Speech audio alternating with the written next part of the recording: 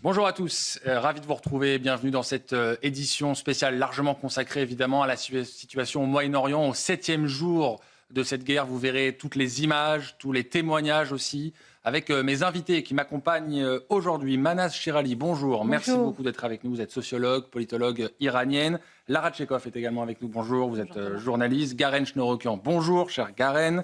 Jean-Christophe Gallien, merci d'être également avec nous, tout comme Michel Fayad, politologue. Bonjour. Merci à tous les 5 de m'accompagner. Dans quelques instants, à 11h15, on recevra la ministre chargée des Français de l'étranger, Éléonore Carrois. Elle sera avec nous sur ce plateau pour parler de la situation de nos ressortissants dans la région. Comment organiser les rapatriements alors qu'un avion affrété par Air France a dû faire demi-tour hier parce qu'il entrait dans une zone où il y avait des tirs.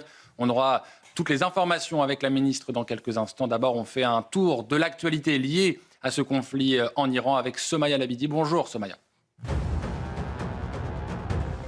Bonjour Thomas et bonjour à tous. Israël a lancé la deuxième phase de sa guerre contre l'Iran avec une série de frappes à grande échelle sur Téhéran.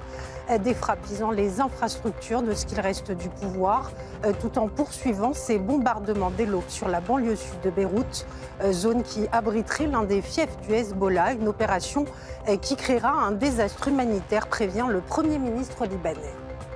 De son côté, Donald Trump juge que des troupes au sol en Iran seraient une perte de temps. Une telle option serait superflue, a-t-il déclaré au micro de la chaîne NBC News, puisque selon le président américain, les Iraniens auraient déjà tout perdu. Et puis aucun pays de la région n'est épargné par le conflit. Le Qatar dit avoir intercepté avec succès une attaque de drone contre la base américaine d'Al-Udeid, soit la plus grande installation militaire des États-Unis au Moyen-Orient. Merci beaucoup Somaya, on vous retrouve dans une demi-heure pour faire un nouveau point sur les actualités autour de ce conflit. On va tout de suite prendre la direction d'Israël. Israël visé à nouveau par des tirs ce matin. Les alertes ont retenti une nouvelle fois. On va retrouver sur place Thibaut Marcheteau, accompagné de Fabrice Elsner derrière la caméra. Bonjour Thibaut, nouvelle matinée sous tension pour l'État hébreu ce matin. Absolument, plusieurs projectiles venant d'Iran ont visé certaines localités d'Israël, notamment le centre du pays. Un front est aussi très actif. Où nous nous trouvons avec Fabrice Elsner, c'est ce secteur de la frontière entre Israël et le Liban. Nous sommes dans la ville de Shlomi, avec la frontière juste derrière, comme vous allez le voir sur ces images. Ce Z dans la montagne, c'est la frontière, un mur qui sépare donc ces deux pays. La ville de Shlomi, qui se trouve juste en bas, où il y a environ 7000 habitants, n'a toujours pas été évacuée. En tout cas, c'est une décision des autorités israéliennes de ne pas évacuer ces villages au nord du pays, avec quand même une tension dans ces localités, et notamment ces roquettes, ces mortiers, également des drones qui visent régulièrement ces localités. Voilà pourquoi, vous le voyez au fond de l'image juste là-bas, de nombreux abris antimissiles sont installés partout dans la ville pour que les habitants puissent rejoindre ces abris en quelques secondes seulement. On sait aussi que l'armée israélienne continue ses raids, notamment dans la banlieue sud de Beyrouth, pour neutraliser des infrastructures du Hezbollah. Merci beaucoup Thibaut Marcheteau, merci également à Fabrice Elsner qui vous accompagne. Soyez prudents, bien évidemment. On était là, donc vous l'avez compris, au nord d'Israël. On parlera tout à l'heure de l'offensive dans le sud du Liban, mais j'aimerais qu'on s'attarde un instant quand même sur ces sirènes qui ont encore retenti à Tel Aviv. Il y a au moins 8 explosions qui ont été entendues à Tel Aviv ce matin. Ça montre, Lara Tchekov, la tension qui règne en ce moment dans la capitale israélienne. Oui, on n'est pas à l'abri, effectivement, qu'il y ait encore d'autres séries d'explosions, parce que l'armée israélienne est en train de mener une offensive en ce moment même, a continué à frapper ce matin le sud de Beyrouth, donc Daria, là où c'est le QG en réalité du Hezbollah, et également le sud du Liban. Donc il y a deux fronts qu'ont mené l'armée israélienne cette nuit. Et donc l'Iran, effectivement, continue d'attaquer Israël dans le même temps.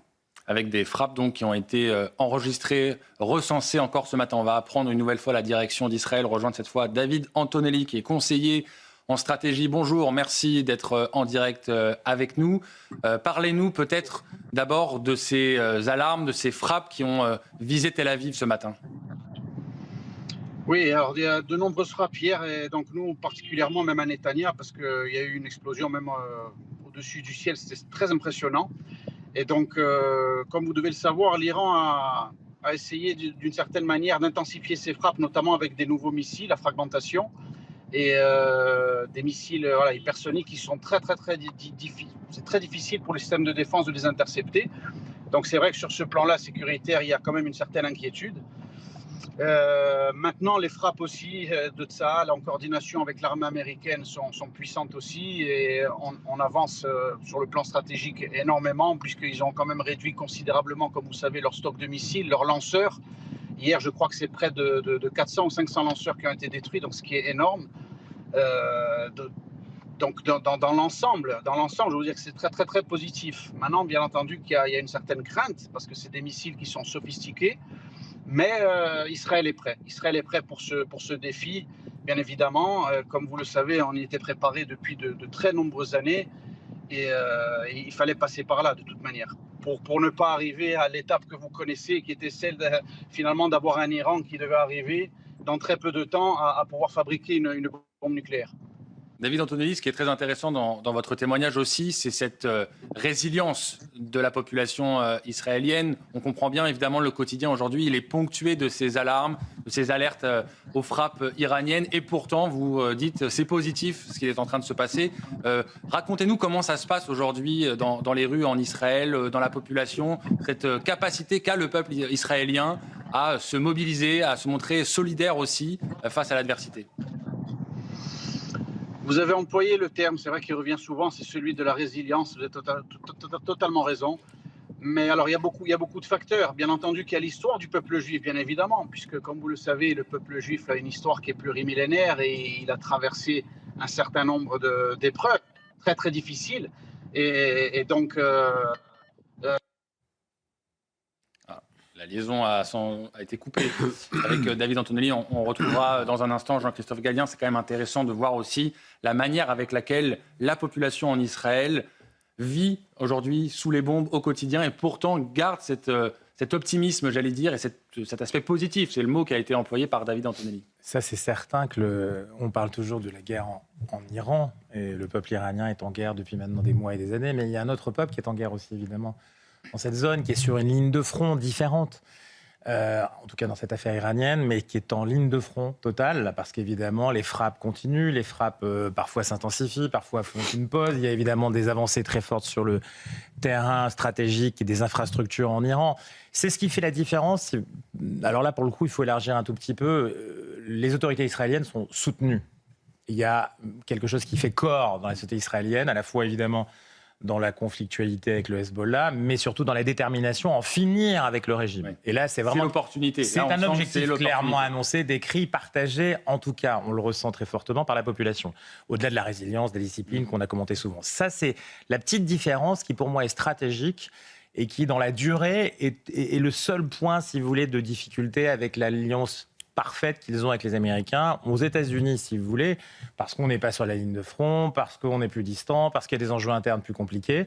Il y a pour l'instant une pause pendant quelques jours, 60 jours. Le président a aujourd'hui une autorité, on va dire, juridiquement et constitutionnellement et respectée par le Congrès, parce qu'on lui a donné la possibilité. Mais au-delà de cette période-là, vous allez avoir quelque chose qui travaille différemment. Et j'insiste sur le fait que les Iraniens, aujourd'hui encore, sont en train de travailler au corps une partie des élus du Congrès aux États-Unis pour que, effectivement, ce travail de contrainte soit pesé. Donc, on a deux situations très différentes chez deux alliés qui, pourtant, sont ensemble très concrètement.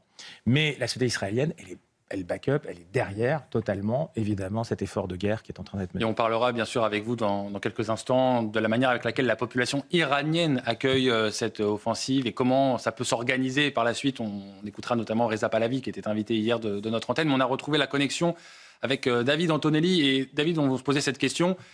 Le moment semble un moment de bascule, un moment historique. C'est comme ça que le perçoivent les Israéliens en ce moment, c'est ce que vous nous disiez. Oui, c'était une très bonne question. Et vous avez employé tout à l'heure le mot résilience. C'est exactement ce mot-là qui revient sans cesse, parce que c'est le cas, pour différentes raisons. Parce que tout d'abord, il y a l'histoire du peuple juif, comme je l'ai évoqué, qui est plurimillénaire. Donc le peuple juif a traversé tout au long de son histoire énormément de situations similaires, des persécutions, où chaque fois des empires se sont levés, des civilisations pour tenter de nous détruire, et chaque fois on a réussi à traverser l'histoire. Et donc bien entendu que c'est dans la mémoire collective. Et même si là, bien entendu, il y a cette menace de l'Iran qui est importante, on sait pertinemment, parce qu'il y a la foi d'Israël aussi, bien entendu, en Dieu qui est très forte, et on sait que Dieu est de notre côté, et donc ça aide énormément. Les gens ici sont très croyants, et ils savent qu'ils sont sur la terre d'Israël, ils savent qu'ils sont réunis, on est réunis tous ensemble ici dans cette nation depuis 1948. On sait tout ce que nous avons traversé d'ailleurs, avec toutes ces guerres que nous avons remportées, et on sait que c'est peut-être la dernière, on sait que nous allons la gagner aussi. Et donc tout ça, ça anime un sentiment de courage, de résilience qui fait face à cette menace pourtant qui est extrême. Parce qu'il y a l'Iran, ce que je voulais vous dire, mais aussi, comme vous le savez, depuis le 7 octobre, on est en guerre sur 7 fronts. Alors, il y a, comme vous l'avez vu aussi, il y a le front sur le Hezbollah qui vient de s'ouvrir considérablement, avec certainement une opération terrestre de l'armée israélienne dans le sud Liban, qui sera très intense, et on l'espère avec le moins de morts possible. Nous l'espérons du côté des soldats d'Israël qui sont courageux et vaillants. Et ce que je voulais vous dire par rapport à cela, vous savez, le Liban a été beaucoup évoqué hier soir sur votre antenne d'ailleurs. Et des fois, on ne comprend pas au niveau international, et même le président français Macron permet de critiquer sa position, parce que lorsqu'il demande à Israël de ne pas intervenir au Liban, je crois qu'ils ne se rendent pas compte de la situation sur le terrain. Est-ce que vous savez qu'il y a des villages au Liban qui sont des infrastructures terroristes du Hezbollah, qui abritent ces infrastructures, qui ne sont même pas à 1 minute de route de la frontière israélienne de nos villages? Je ne sais pas si vous vous rendez compte de à quoi Israël doit faire face. Et ça, l'Iran le sait pertinemment. C'est pour ça que depuis tout ce temps, il a tenté de nous encercler par différents proxys, par le Hamas dans la bande de Gaza. C'est vrai qu'il est aujourd'hui considérablement affaibli, le Hezbollah aussi, mais Israël, qui n'est pas plus grand que l'Alsace et la Lorraine ensemble, vous vous rendez compte de ce à quoi on a dû faire face. Et si on n'était pas arrivé jusque-là, eh bien c'était constamment des demandes d'habillage diplomatique à travers des processus de paix, des négociations, mais l'Iran gagnait du temps. Et un Iran qui gagne du temps aujourd'hui au Moyen-Orient, c'est un Iran qui devait finir par avoir l'arme atomique. Et on a entendu votre message, David Antonelli. On aura l'occasion, nous, dans cette émission, justement, de revenir sur les déclarations d'Emmanuel Macron concernant le Liban. Et je suis certain qu'il y aura un débat. Merci, en tout cas, d'avoir accepté de témoigner en direct dans notre émission. Rapide tour de table avant de parler des Français qui sont toujours bloqués dans la région et de recevoir la ministre Éléonore Carrois. Lara Tchekov, vous vouliez réagir? Oui, c'est vrai que c'est intéressant lorsque David raconte que les Israéliens sont préparés depuis longtemps à cette guerre en Iran. Ça fait, vous savez que le Mossad a créé une division indépendante en 2002. C'est Ariel Sharon, qui est Premier ministre d'Israël à ce moment-là, qui demande à Meir Dagan, qui est le patron du Mossad, de créer une division indépendante spéciale au sein du Mossad, destinée uniquement au cas iranien, et avec des moyens qui sont illimités. Donc, ça fait 25 ans que les services israéliens travaillent sur ce conflit avec les Iraniens. Et ils ont déployé des moyens considérables. Par exemple, ils ont travaillé, je vous donne juste un exemple, avec des travailleurs étrangers, par exemple afghans, ou alors issus de minorités iraniennes comme les Baloutches ou les Azéris, par exemple, qu'ils ont formés sur le territoire israélien, pour ensuite aller infiltrer le régime des mollahs à travers tous les appareillages disponibles. Donc ça peut être une simple cafetière, ça peut être par un sèche-cheveux.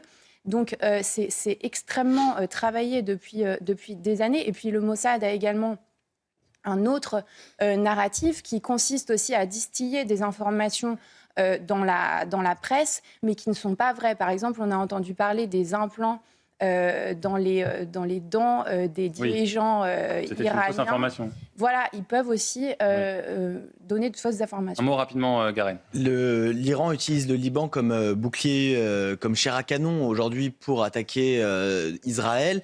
Le problème, c'est que la France, c'est la gardienne historique du Liban et elle doit soutenir toute personne qui combat le Hezbollah. Donc aujourd'hui, la France doit intervenir pour libérer Beyrouth de l'influence iranienne et donc soutenir Israël dans cette attaque contre le Hezbollah. Et on parlera dans cette émission évidemment du front, notamment au sud du Liban. Mais je vous le disais, on va se focaliser désormais sur le sort des Français qui sont coincés dans cette région du monde. Je propose d'écouter quelques témoignages recueillis par nos équipes ces dernières heures. Et puis on accueille la ministre Éléonore Carrois, chargée des Français de l'étranger, dans un instant. Comment on va faire pour continuer ? parce que payer l'hôtel tous les jours, s'alimenter tous les jours sur un budget qu'on n'avait pas, parce qu'il faut bien savoir que ce n'est pas de notre volonté si nous sommes là. Et donc, c'est un budget qu'on n'avait pas prévu, forcément. Donc, à un moment donné, quand les petits fonds que nous avons encore actuellement en ressources vont se terminer, et si on n'a toujours pas eu de solution pour retourner en France auprès de nos familles, comment va-t-on faire? On avait 24 heures sans détonation, donc on est sorti un petit peu avec les enfants parce que c'était un peu difficile. Et là, dans la fête foraine, on a entendu tous les téléphones se mettre dans les sonneries en alerte. Et du coup, fallait qu'on aille se mettre se réfugier, excusez-moi. Et en fait, on a vu des missiles passer juste au-dessus de notre tête, quoi. Et du coup, il y a une troisième alerte. Voilà, là, ça devient un peu la panique, quoi. En plus, dans nos ressources, quoi. On ne sait rien. En plus, on nous a annulé le vol. Normalement, on devait rentrer mercredi, donc hier. Ils nous ont programmé pour samedi et tout à l'heure, ils nous ont annulé le vol d'Air France de samedi sans rien nous donner, en fait, comme information. Et donc, on n'a pas de projet de vol de retour. Et après, donc, j'ai essayé de faire des simulations avec d'autres vols éventuels qui pourraient partir. C'est 10 000 euros, des sommes astronomiques, en fait. Bonjour Madame la Ministre. Bonjour. Merci beaucoup d'avoir accepté notre invitation. Qu'est-ce que vous répondez à ces Français qui aujourd'hui sont désespérés, appellent à l'aide et disent on veut rentrer mais on n'a pas d'informations? Comment vous pouvez, vous, agir pour justement leur permettre d'être rapatriés en France? La première chose que j'aimerais leur dire, c'est que moi j'entends la situation dans laquelle ils sont et que je suis pleinement solidaire et pleinement aussi empathique de cette situation qu'ils sont en train de vivre, parce qu'on est dans une situation extrêmement grave qui touche 15 pays du Moyen-Orient, avec des bombardements, avec des situations qui sont très volatiles, avec des changements. Vous avez vu, on a organisé au ministère de l'Europe et des Affaires étrangères des rapatriements en bloquant des places dans des avions civils, en affrétant des avions, en utilisant aussi des avions militaires. Et puis, on doit se réadapter, on doit changer les plans en permanence, parce que notre priorité absolue, c'est assurer la sécurité de nos concitoyens, c'est qu'ils soient en sécurité. Et à ce jour, à ce stade, au moment où je vous parle, on n'a aucune victime à déplorer. Et ça doit rester ainsi, et c'est notre boussole. Après, une fois qu'on a dit ça, je comprends évidemment les situations humaines. Là, on arrive à la fin des vacances scolaires. Les gens veulent savoir, veulent rentrer, appellent leur compagnie téléphonique, etc. Donc, il y a un certain nombre de choses simples à faire. Et on le dit, c'est important de le redire. La première chose que les Français doivent faire, c'est se signaler. On a ce qu'on appelle le fil d'Ariane, qui est un site internet sur lequel vous entrez vos informations, surtout votre numéro de téléphone, et puis en commentaire s'il y a des situations particulières à déplorer, des états de santé, des enfants en bas âge, des personnes âgées, etc. Nous avons aussi un centre d'appel téléphonique qui est disponible 24 heures sur 24, 7 jours sur 7. Et j'aimerais saluer le travail que font nos opérateurs, parce que c'est pour la plupart des bénévoles du ministère qui, quand ils ont fini leur journée de travail, ils vont. J'y étais moi-même hier soir avec eux. Et vraiment, ils ne comptent pas leurs heures, ni leur temps, ni leur énergie pour porter secours à nos concitoyens. Et puis, c'est des bénévoles de la Croix-Rouge. Et j'aimerais aussi remercier les bénévoles de la Croix-Rouge. Mais pardon, juste sur ce point, vous pouvez appeler le 01 43 17 51 00 et vous aurez quelqu'un au bout du fil. Et d'ailleurs, moi, j'y étais très tard hier dans la nuit. Si vous appelez à des horaires très tardifs, il n'y a pas d'attente. Et là aussi, signaler des situations particulières.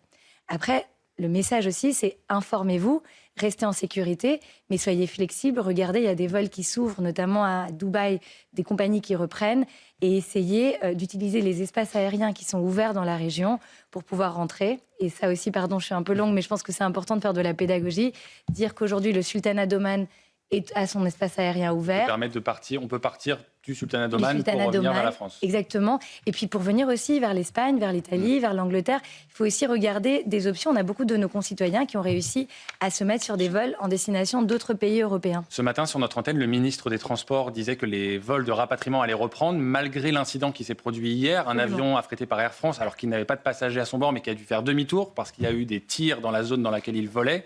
Est-ce que ça perturbe, est-ce que ça met en péril les opérations de rapatriement que vous essayez d'organiser? Et ça illustre la situation dans laquelle on est. C'est-à-dire que comme tout évolue, il faut évidemment qu'on soit flexible et qu'on puisse s'adapter. Nous, notre objectif, c'est de pouvoir permettre à tous les Français qui le souhaitent, et en priorité aux plus vulnérables, de rentrer le plus rapidement possible. Mais il faut qu'on le fasse en sécurité.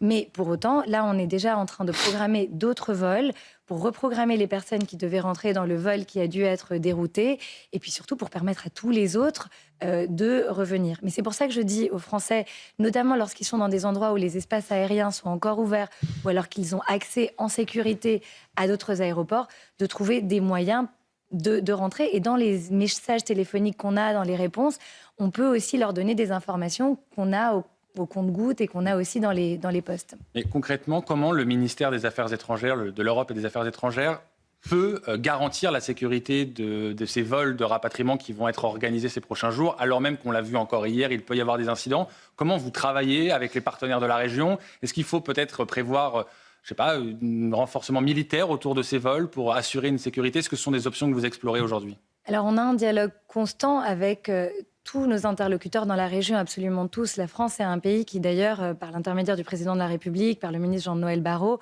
a des échanges très réguliers, a beaucoup d'informations, et c'est pour cela que certaines décisions sont prises. C'est pour cela aussi que, typiquement, un vol, lorsque les conditions de sécurité ne sont pas garanties, ne décolle pas.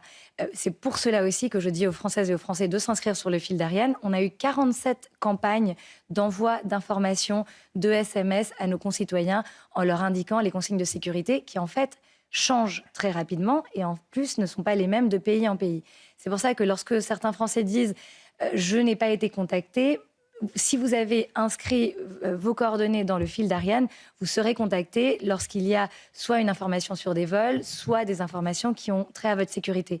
Et par ailleurs, faites cette démarche proactive de vous informer en regardant les sites certifiés des ambassades et des consulats, parce qu'il y a aussi beaucoup de désinformation en ce moment, et ça fait évidemment augmenter la panique, mais nos consulats, nos ambassades, moi sur mes réseaux sociaux, enfin tout le ministère vraiment est mobilisé pour transmettre les bonnes informations aux bonnes personnes au bon moment. Il y a beaucoup d'inquiétudes, et on l'a entendu d'ailleurs dans les témoignages qu'on a diffusés à l'instant, de ces Français bloqués qui en plus désormais voient qu'un avion a dû faire demi-tour. Est-ce que vous pouvez leur garantir qu'ils pourront rentrer à courte échéance, c'est-à-dire d'ici peut-être la fin de la semaine, voire la semaine prochaine, et en sécurité bien sûr? Moi, ce que je peux leur garantir, c'est qu'on ne ménage pas nos efforts au ministère pour faire en sorte que ce soit le cas, et qu'on prend des décisions en examinant tous les paramètres qui, encore une fois, sont extrêmement volatiles et dépendent d'un conflit régional qui n'est pas voulu, souhaité, ni dans lequel la France ne participe. Donc, évidemment que nous faisons tout, et nous sommes d'ailleurs le premier pays à avoir mis en place des solutions de rapatriement. Maintenant, d'autres pays le font, et c'est heureux, y compris au niveau de l'Union européenne. Et nous sommes de plus en plus nombreux, et plus on sera nombreux, plus on pourra ramener nos ressortissants. Mais contrairement à d'autres pays qui ont tout simplement envoyé un message d'alerte à leurs concitoyens en leur disant « rentrez par vos propres moyens », nous, on essaye d'accompagner un maximum, et surtout de donner des informations qui sont adaptées, évidemment en tenant compte que ça change et que notre priorité, notre boussole, c'est la sécurité des Français. Ça, c'est important. Ça, c'est la doctrine de la diplomatie, des autorités françaises, d'aller récupérer les ressortissants, peu importe où ils se trouvent, en permanence. Ça, c'est la doctrine aujourd'hui du Quai d'Orsay. Notre doctrine, en tout cas nos efforts, nos moyens, parce que c'est aussi des moyens humains, financiers qui sont mobilisés, ça a un prix aussi évidemment, un coût, c'est de faire en sorte de venir en aide aux plus vulnérables, de permettre aux Français qui sont véritablement en difficulté, soit parce qu'ils manquent de médicaments, soit parce qu'ils sont dans des situations vraiment de détresse, de pouvoir rentrer. Vous savez, aujourd'hui, on a 415 000 Français qui sont inscrits et qui nous ont indiqué qu'ils sont dans le Moyen-Orient. Ça inclut évidemment les gens qui vivent dans ces pays de manière permanente, mais on a 41 500 personnes qui se sont inscrites sur le fil d'Ariane. Alors, on ne peut pas exclure que certains résidents se soient aussi inscrits sur le fil d'Ariane pour être sûr qu'on les prenait bien en compte, mais ça veut quand même dire qu'il y a aussi beaucoup de Français de passage qui sont dans la région. Alors, comment est-ce qu'on réussit à leur répondre? Plus ils nous donneront d'informations sur le fil d'Ariane ou sur la réponse téléphonique, plus ils seront en lien avec nous, plus ce sera facile de leur permettre de rentrer. J'ai une dernière question, Madame la Ministre. On a vu beaucoup de témoignages d'influenceurs qui ont appelé aussi les autorités françaises à l'aide. Comment vous avez vu ces vidéos qui ont circulé beaucoup sur les réseaux sociaux de ces influenceurs qui, pour le coup, sont établis la plupart dans les Émirats arabes unis et qui disaient la France ne nous vient pas nous chercher? Il y avait un peu des reproches dans leurs propos. Comment vous avez accueilli ces déclarations? Hier, je suis allée à la fin de la journée à 23h quand j'avais fini ma journée de travail au centre de crise pour vraiment soutenir nos équipes et faire ce qu'elles font tout le temps. Et évidemment, il y a des appels qui sont de personnes qui sont très stressées, angoissées. Il y a aussi des appels de personnes qui sont en colère, énervées. Et on peut comprendre dans des moments comme ça que les gens soient en colère. Mais vraiment, moi, j'aimerais dire à nos concitoyens que nous sommes pleinement mobilisés et surtout énormément de volontaires. Et d'ailleurs, si certains qui nous écoutent souhaitent être volontaires, ils peuvent se rapprocher de la Croix-Rouge parce qu'il faut faire des rotations de 8 heures. On a besoin d'énormément de personnes pour répondre au téléphone, pour donner les bonnes informations, pour répondre. On a envoyé 35 000 emails à nos concitoyens pour leur donner des informations, pour répondre au cas par cas, pour aller mettre en contact les compagnies aériennes avec des gens qui souhaitent partir par des vols commerciaux. Donc moi, au lieu de rentrer dans des polémiques qui, de mon point de vue, quand on est dans une situation aussi grave, n'ont pas lieu d'être, ou au lieu de répondre à la colère des gens qui peut-être est légitime, mais peut-être ne prend pas en compte le travail qu'il y a derrière, j'aimerais vraiment leur dire de tout mettre en œuvre pour nous permettre de ramener en sécurité nos concitoyens à la maison. Merci beaucoup, Éléonore Carrois, ministre des Français établis hors de France, des Français de l'étranger. Merci d'avoir pris le temps d'expliquer. Et à travers vous, on salue évidemment l'investissement, le travail de toutes ces équipes qui ne comptent pas leurs heures. Et je vous sais tenu à d'autres obligations. Donc je vous remercie également beaucoup d'être venu sur notre plateau. On va donc maintenant parler de ces opérations de rapatriement. On a entendu les propos de la ministre, on a entendu également les propos du ministre des Transports ce matin, Philippe Tabarot. Comment vous jugez, Jean-Christophe Gallien, la manière avec laquelle les autorités françaises prennent ce dossier à bras-le-corps? On sait que c'est le dossier, peut-être le premier sur la pile au Quai d'Orsay en ce moment, c'est de ramener les Français à Paris.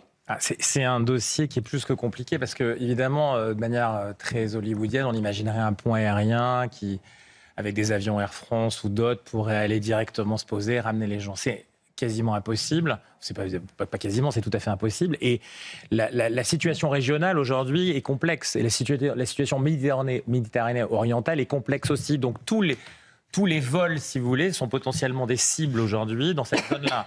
Imaginons un seul instant qu'il y a un avion de rapatriement qui soit impacté par un drone, par je ne sais quoi, un missile ou autre, ça serait une catastrophe terrible. Donc il y a ce premier point. Donc c'est une crise qui aurait pu peut-être être davantage anticipée dans le sens où le contexte était prévisible, que le nombre de personnes qui sont là-bas à la fois en résidence, c'est très important. Alors ceux qui habitent là-bas et qui se plaignent, bah oui, après tout, ils ont pris une partie de leur risque. Il y a des avantages à être dans ces pays-là qui offrent des capacités financières, fiscales, corporate particulières. Bah oui, on prend son risque et on vit en face de l'Iran. On sait très bien que ça peut mal se passer. On vit à côté de l'Arabie Saoudite et que le Qatar et les Émirats Arabes Unis s'aiment pas toujours. Voilà, c'est une zone compliquée. Donc après, pour les touristes, c'est différent. Ça, je pense qu'il y avait peut-être quelque chose qui aurait dû être un message de prévention plus important. Mais vous savez, aujourd'hui, les gens qui achètent leur séjour pour des vacances, notamment scolaires, puisque c'est ça dont il s'agit, ils l'ont fait bien avant, ils l'ont fait il y a bien longtemps, ils n'imaginent pas, c'est compliqué. On n'est pas certain qu'ils auraient annulé leur voyage. Donc la prévention est plus importante. Une fois qu'on est rendu dans cet espace, là, c'est plus compliqué. Madame Shirley, je vous voyais approuver quand Jean-Christophe disait peut-être il y a un manque d'anticipation des autorités françaises. Vous êtes d'accord avec ça? Tout à fait. Je vais dans le sens de M. Gallien et je suis tout à fait d'accord avec lui. Ça, depuis le 9 janvier, on savait ce qui allait passer. On attendait d'un jour à l'autre la guerre. Toute l'armada qui est allée vers l'Iran, on savait qu'il va y avoir une guerre, comme si la guerre est tombée du ciel, sans prévention. On savait ce qui allait passer. Malheureusement, Madame la ministre est partie. J'aurais bien lui poser la question pour savoir pourquoi la France n'a pas averti ses ressortissants avant. Pourquoi on n'a pas prévu la situation avant? Tout le monde savait, même les Iraniens, mes compatriotes en Iran, ils se sont improvisés, ils ont fait tout pour pouvoir faire face à la guerre. Vous voulez dire qu'il aurait pu y avoir un message passé par exemple par le Quai d'Orsay, sur les réseaux sociaux, sur les sites internet pour les avertir? Pourquoi ce type de message ne passe jamais? Pourquoi le Quai d'Orsay n'avertit jamais les Français qui sont dans les zones de crise et il faut qu'ils sortent de ces zones de crise? Manque d'anticipation, c'est aussi ce que vous pensez, Bien sûr, on a écouté la parole officielle du gouvernement avec la ministre. Malheureusement, on a bien compris depuis 10 ans avec Emmanuel Macron que la parole officielle et la vérité, c'est deux choses très différentes. Pour revenir un petit peu sur ce que vous venez de dire, l'état-major français n'était pas au courant des bombardements qui allaient avoir lieu. On a un énorme problème aujourd'hui en France, c'est que le Quai d'Orsay n'est plus au coururant de rien. On est complètement hors du jeu international. Les Américains et les Israéliens... Je fais l'avocat d'Emmanuel Macron, d'autres capitales européennes n'étaient pas plus prévenues que nous. Mais nous, on n'est pas les Anglais ou on n'est pas les Allemands. La France est censée être une superpuissance mondiale, c'est une puissance nucléaire. Oui. Et on a développé un service de renseignement incroyable en France, justement, pour ne pas être dans la main des Américains ou dans la main ni de l'URSS à l'époque. Aujourd'hui, on est en train de voir qu'on est complètement largué, qu'on n'est plus au courant de quoi que ce soit. Il y a un énorme problème aujourd'hui avec les services de renseignement. Deuxièmement, sur l'affaire des rapatriements... Les services de renseignement, je vous corrige un peu, parce que les services de renseignement territoriaux, la DGSI, les GSE, bien sûr, font un travail... Non, c'est pour ça, pour que ce soit clair, vous parlez des services de renseignement, les capteurs, on va dire, diplomatiques du Quai d'Orsay. Les services de renseignement, moi en non l'occurrence, plus, je font ne leur fais pas travail. partie de l'état-major américain, mais on savait tous qu'une guerre allait avoir lieu. On savait Mais entre avoir des indices de l'armada américaine, c'est vrai, qui se déploie près de l'Iran, et avoir l'information du jour où ça arrive, je pense que c'est deux choses différentes, même si j'entends évidemment vos réserves. Et par rapport au rapatriement, moi j'ai eu un témoignage d'une source qui m'a expliqué qu'elle a appelé le consulat et que le consulat lui a dit on peut rien faire pour vous, c'était il y a 2 jours. On peut rien faire pour vous, bonne chance, inscrivez-vous sur le site internet et on verra ce qu'on verra dans les prochains jours. Donc oui, bien sûr qu'il y a un énorme manque d'anticipation et un abandon, quand même grandement abandon des citoyens français qui sont aujourd'hui dans la zone, 400 000 Français aujourd'hui qui sont dans le Moyen-Orient. On va continuer évidemment de parler de ces rapatriements. Je vous donnerai la parole, Michel Fayet, dans un instant pour voir si vous aussi vous estimez qu'il y a eu un manque d'anticipation, peut-être un problème de capteur, de la manière avec laquelle le Quai d'Orsay anticipe ou non les différents événements du monde. On en parle juste après. Le nouveau point sur l'actualité liée à ce conflit, c'est avec Somaya Labidi. On commence par ces toutes dernières images, celles de panache de fumée noire dans le quartier d'Azerbaïdjan, au centre de Téhéran. La capitale iranienne est depuis ce matin au cœur des frappes de l'armée israélienne qui a entamé la 2e phase de ses opérations en Iran. Et dans le même temps, Tsahal poursuit aussi son offensive contre le Hezbollah en intensifiant les attaques contre le sud du pays qui abriterait le quartier général de la milice islamiste. Pendant ce temps, la capacité de riposte iranienne serait sérieusement compromise. Selon le commandant militaire central américain, les attaques par missiles balistiques ont diminué de 90%, les attaques par drone de 83%. Toutefois, Washington préfère rester sur ses gardes et maintenir la pression sur le régime des mollahs. Et puis au 7e jour de guerre, après une flambée des marchés à cause du blocage du détroit d'Ormuz, le prix du pétrole se stabilise, tout comme les bourses mondiales. Stabilité due notamment à Washington, qui a décidé d'autoriser pour un mois la livraison de pétrole russe sous sanctions vers l'Inde. Objectif, limiter les tensions sur l'offre mondiale de brut. Merci beaucoup, Somaya. On se retrouve dans une demi-heure. On le disait, effectivement, on a entendu la parole officielle du gouvernement avec la voix de la ministre. Ça ne nous empêche pas, nous, ensuite, d'avoir, et vous surtout, d'avoir une analyse très différente de la situation. Toujours est-il qu'on peut saluer l'exercice de pédagogie qui a été le sien, comme celui du ministre des Transports ce matin. Après, encore une fois, la question qu'on peut se poser, et je vous la pose, Michel Fayet, c'est est-ce qu'il y a eu un manque d'anticipation du Quai d'Orsay ? Est-ce qu'on est un peu... mis de côté et qu'on n'est pas vraiment au courant de ce qui se trame. C'est ça, en fait, la question que posait Karen tout à l'heure.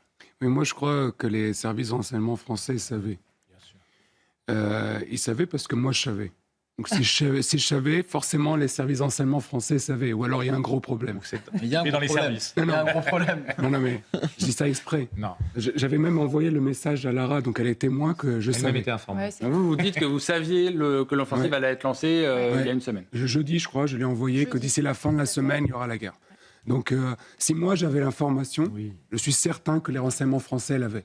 Donc, il y a, à mon sens, ou alors il y a un énorme problème. Mais non. Moi, à mon sens, le grand problème, c'est le Quai d'Orsay. Il y a de l'incompétence, ils réfléchissent à l'ancienne, ils ont leurs idées, leurs paradigmes, leur idéologie. Pro-arabe, pro avec les vieilles, les vieilles matrices des années 60, 70, 80 qui sont restées les mêmes. Et en fait, qui sont contradictoires avec des millénaires de politique étrangère française. La politique étrangère française, elle n'a pas à être alignée sur celle des pays arabes du Golfe. Pourtant, c'est ce qu'il y a. Aujourd'hui, quand on voit les communiqués des pays arabes du Golfe, ils ont les mêmes déclarations que nous. Quand les pays arabes du Golfe voulaient être neutres, nous, la position française, le Quai d'Orsay et l'Élysée, étaient neutres. Quand les pays arabes du Golfe ont un petit peu durci le ton parce qu'ils ont reçu quelques missiles, quelques bombes, la position française s'est alignée. Et on a commencé à dire en France « Ah, c'est méchant, ça ne va pas ». Mais en fait, la mission historique de la France, c'est la protection des minorités dans la région. À commencer par les chrétiens du Liban, mais aussi avec les juifs, avec les druzes, avec les alawites, etc. On en parlera d'ailleurs parce qu'on va parler de ces aspects-là, mais juste pour finir, je rappelle à votre expertise, est-ce que, à votre connaissance, les autres pays européens ou disons occidentaux parviennent mieux que nous à rapatrier leurs ressortissants là-bas. C'est ça aussi la question qu'on peut se poser. Non, parce que je pense que la Grande-Bretagne a le même problème que la France. Il y a au niveau aussi de la diplomatie britannique une manière de réfléchir qui est obsolète, qui est ancienne, et ils ne comprennent pas les nouveaux paradigmes et ils ont de l'idéologie. Ils réfléchissent de la manière marxiste, il faut le dire, comme quand vous... Non, c'est vrai. Comme lorsque vous dénoncez ce qui se passe sur les chaînes de télévision publiques, comme lorsqu'on dénonce, disons, telle et telle chose qui arrive en France, mais de même, ou dans les écoles publiques. Ils sont dans l'idéologie et pas dans la réalité, en fait. Exactement. Lara.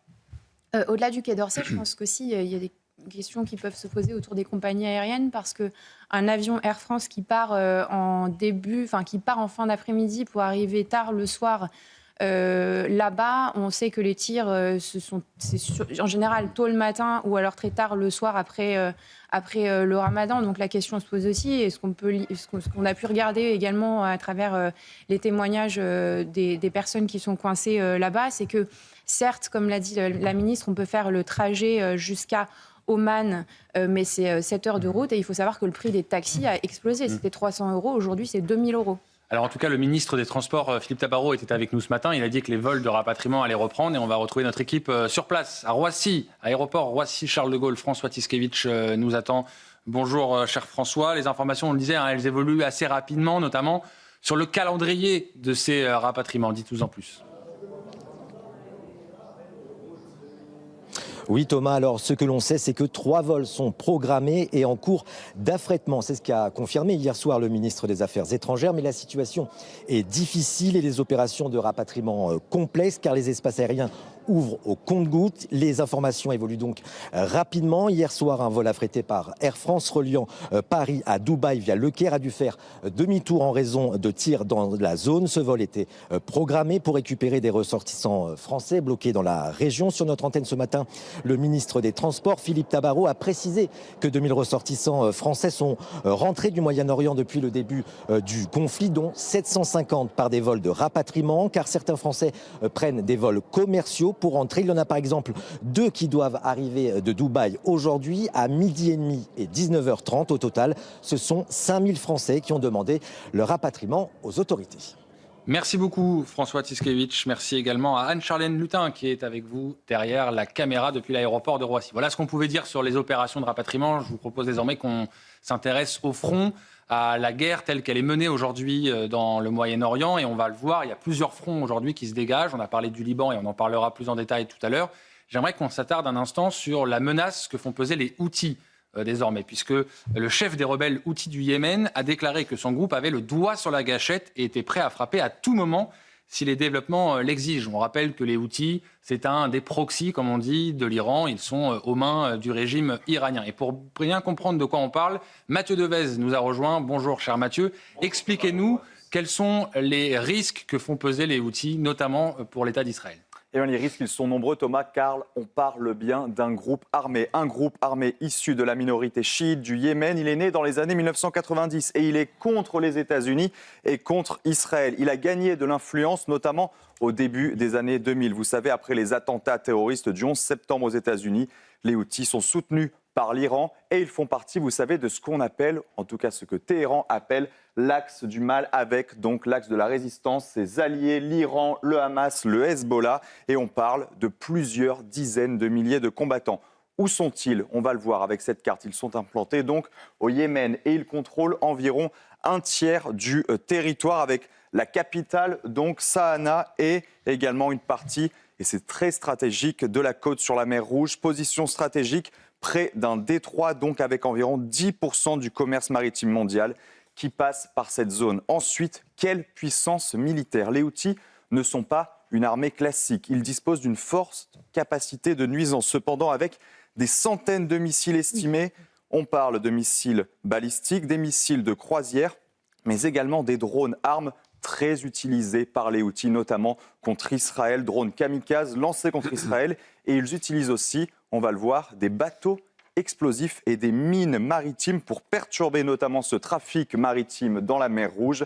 Et je vais vous montrer une de leurs attaques. On va le voir en vidéo. Attaque qui a été très parlante. On est en novembre 2023 avec des images, vous allez le voir, spectaculaires. d'une attaque. On va y voir un hélicoptère. Si en région, on peut passer ces images donc en hélicoptère d'une attaque Houthi. Voilà, regardez. Là, vous avez très concrètement donc des rebelles Houthis du Yémen qui arrivent. On voit ces hommes qui ont l'air très dangereux, lourdement armés, qui prennent donc position sur ce cargo, un cargo que les Houthis présentent comme lié avec les États-Unis et Israël. Et regardez, ils n'hésitent pas à attaquer les marins. Ils vont même leur demander de se mettre au sol, puis de repartir donc. Et ces Houthis, ils pourraient bien entrer en guerre et déstabiliser dans les prochains jours ce conflit régional.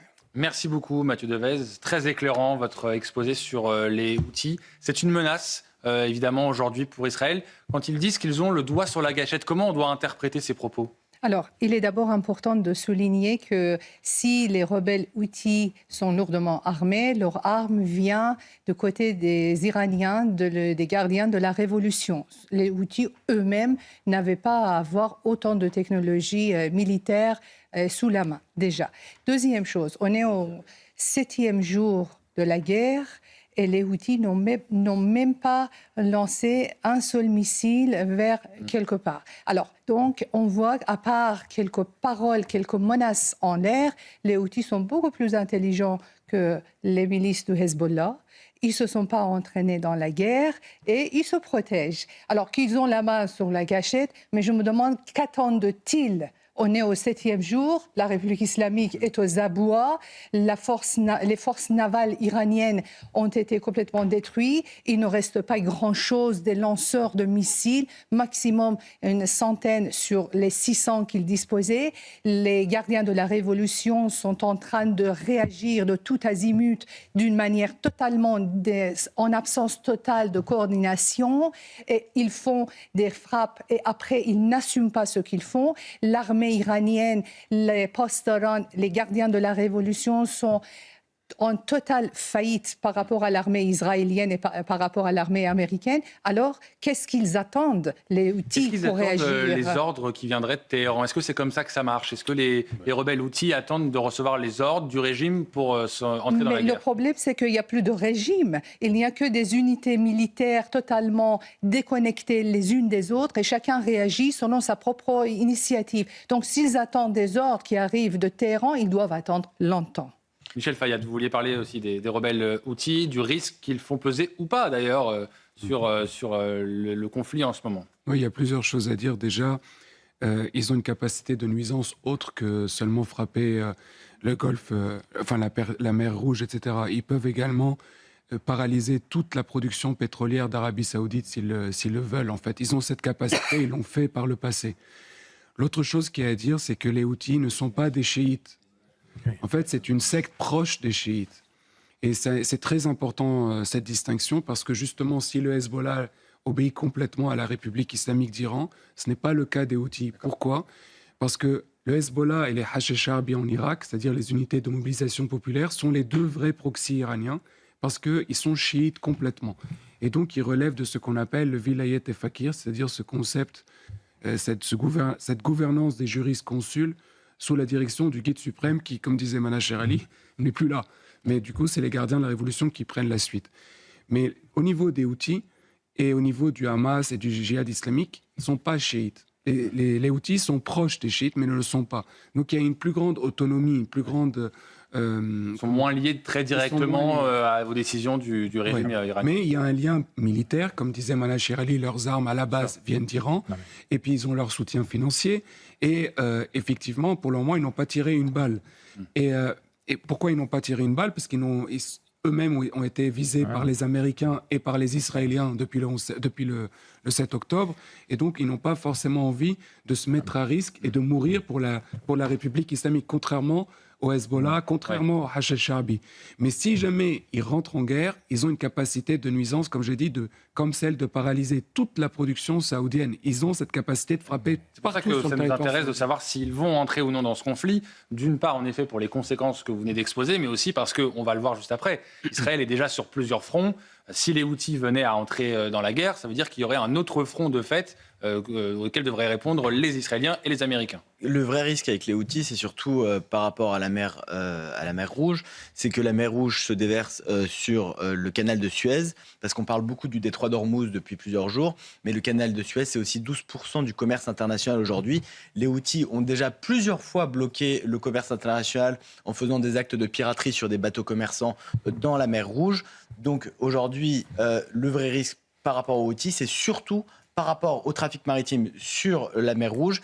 Et je vous rappelle qu'il y a 1 an et demi à peu près, Donald Trump avait fait bombarder les Houthis justement parce qu'ils étaient en train de perturber les bateaux commerçants de la mer Rouge. Donc il y a le détroit d'Ormuz d'un côté avec l'Iran qui le bloque, qui bloque plus de 15%, 20% de la production pétrolière mondiale, plus le commerce international du canal de Suez, où je vous rappelle, énormément de marchandises chinoises, asiatiques passent tous les jours. C'est 12% du commerce mondial. Mais sur le canal de Suez, pour juste compléter ce que dit Karen, c'est 2 500 000 barils de pétrole par jour qui passent par le canal de Suez. C'est 80% du pétrole importé en Europe via... Vous parlez de 20% au détroit d'Ormuz, et là vous nous dites que c'est 80% par le canal de Suez. 80% de ce 15% qui vient jusque chez nous. Exactement. En fait, il y a 20% qui vient de cette région-là, pour être clair, et dans ces 20%, il y a 80% qui passent par le canal de Suez. Parce qu'il passe de plus en plus autour de l'Afrique. Absolument. Et juste pour compléter sur le pétrole, puisqu'on parle du pétrole, hier, les Iraniens ont bombardé, mais on en a peu parlé, on a surtout parlé de l'aéroport de Bakou, etc.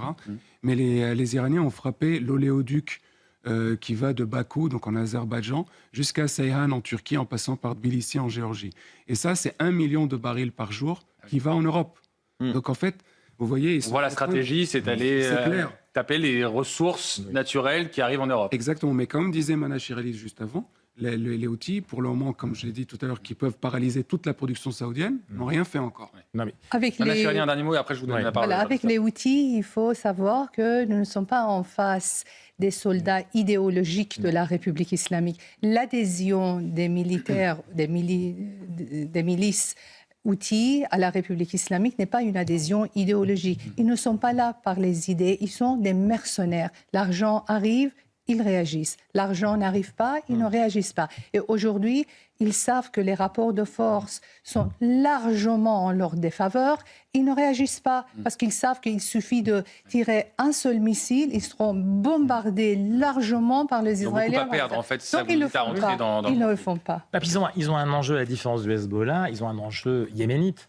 C'est-à-dire que leur premier combat, si vous voulez, il est au Yémen. Il est d'établir une capacité qui, demain, va se traduire par ce que j'appelle une privatisation, si vous voulez, de leur... C'est des proxys qui vont se privatiser. C'est-à-dire que ça va être une offre qui était sur le marché, qui a été recrutée, on va dire, et assimilée par l'Iran, avec une distance religieuse qui est importante, une distance effectivement d'intérêt aussi idéologique et stratégique qui est différente. Mais pour le coup, leur vrai sujet, géographique et territorial, c'est celui du Yémen.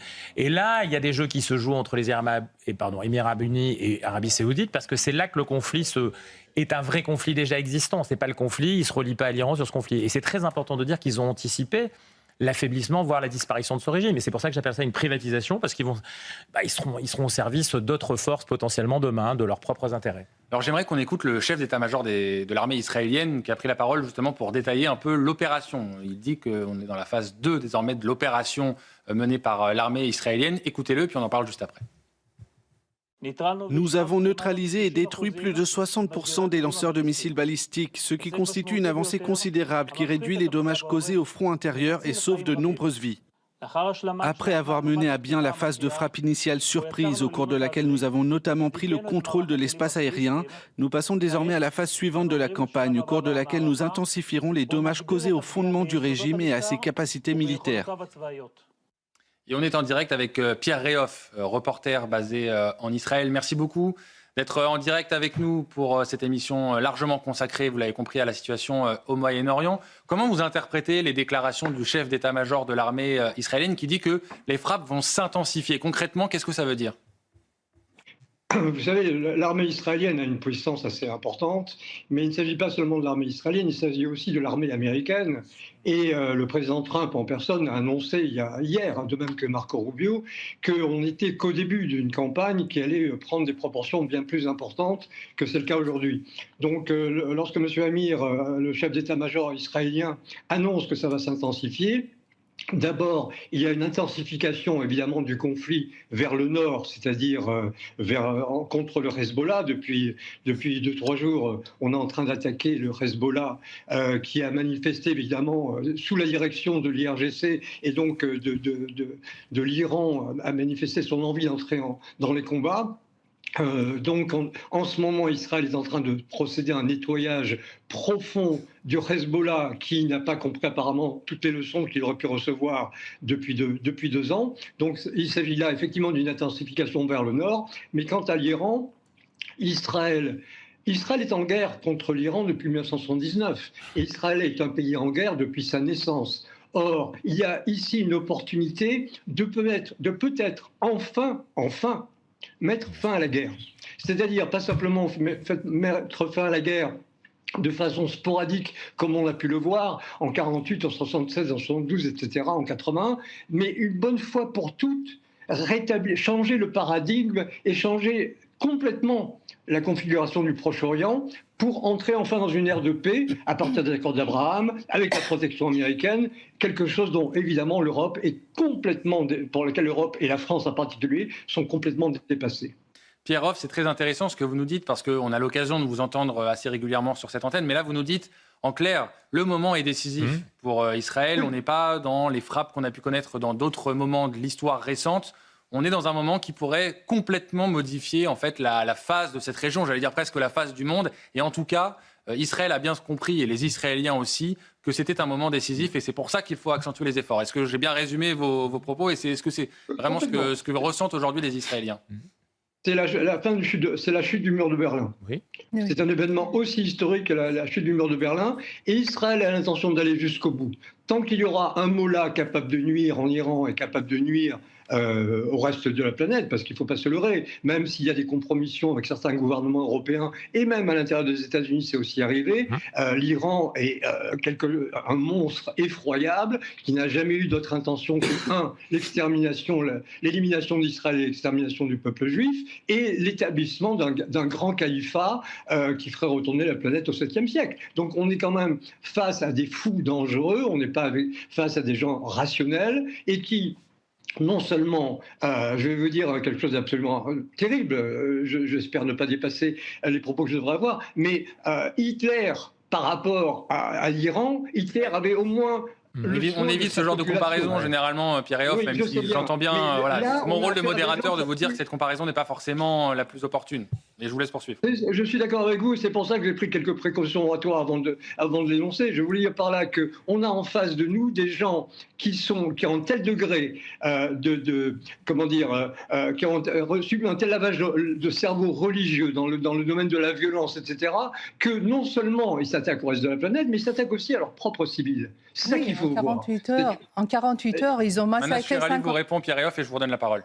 En 48 heures, ils ont massacré 35 000 jeunes de leur pays. Donc, on est vraiment en face des criminels contre l'humanité. Ce n'est pas une plaisanterie, ce n'est pas une exagération de parler de la menace de la République islamique. C'est un simplement fait. Les comparatifs historiques, parfois, ne sont pas toujours pertinents. Je suis tout à fait d'accord avec vous et j'apprécie votre...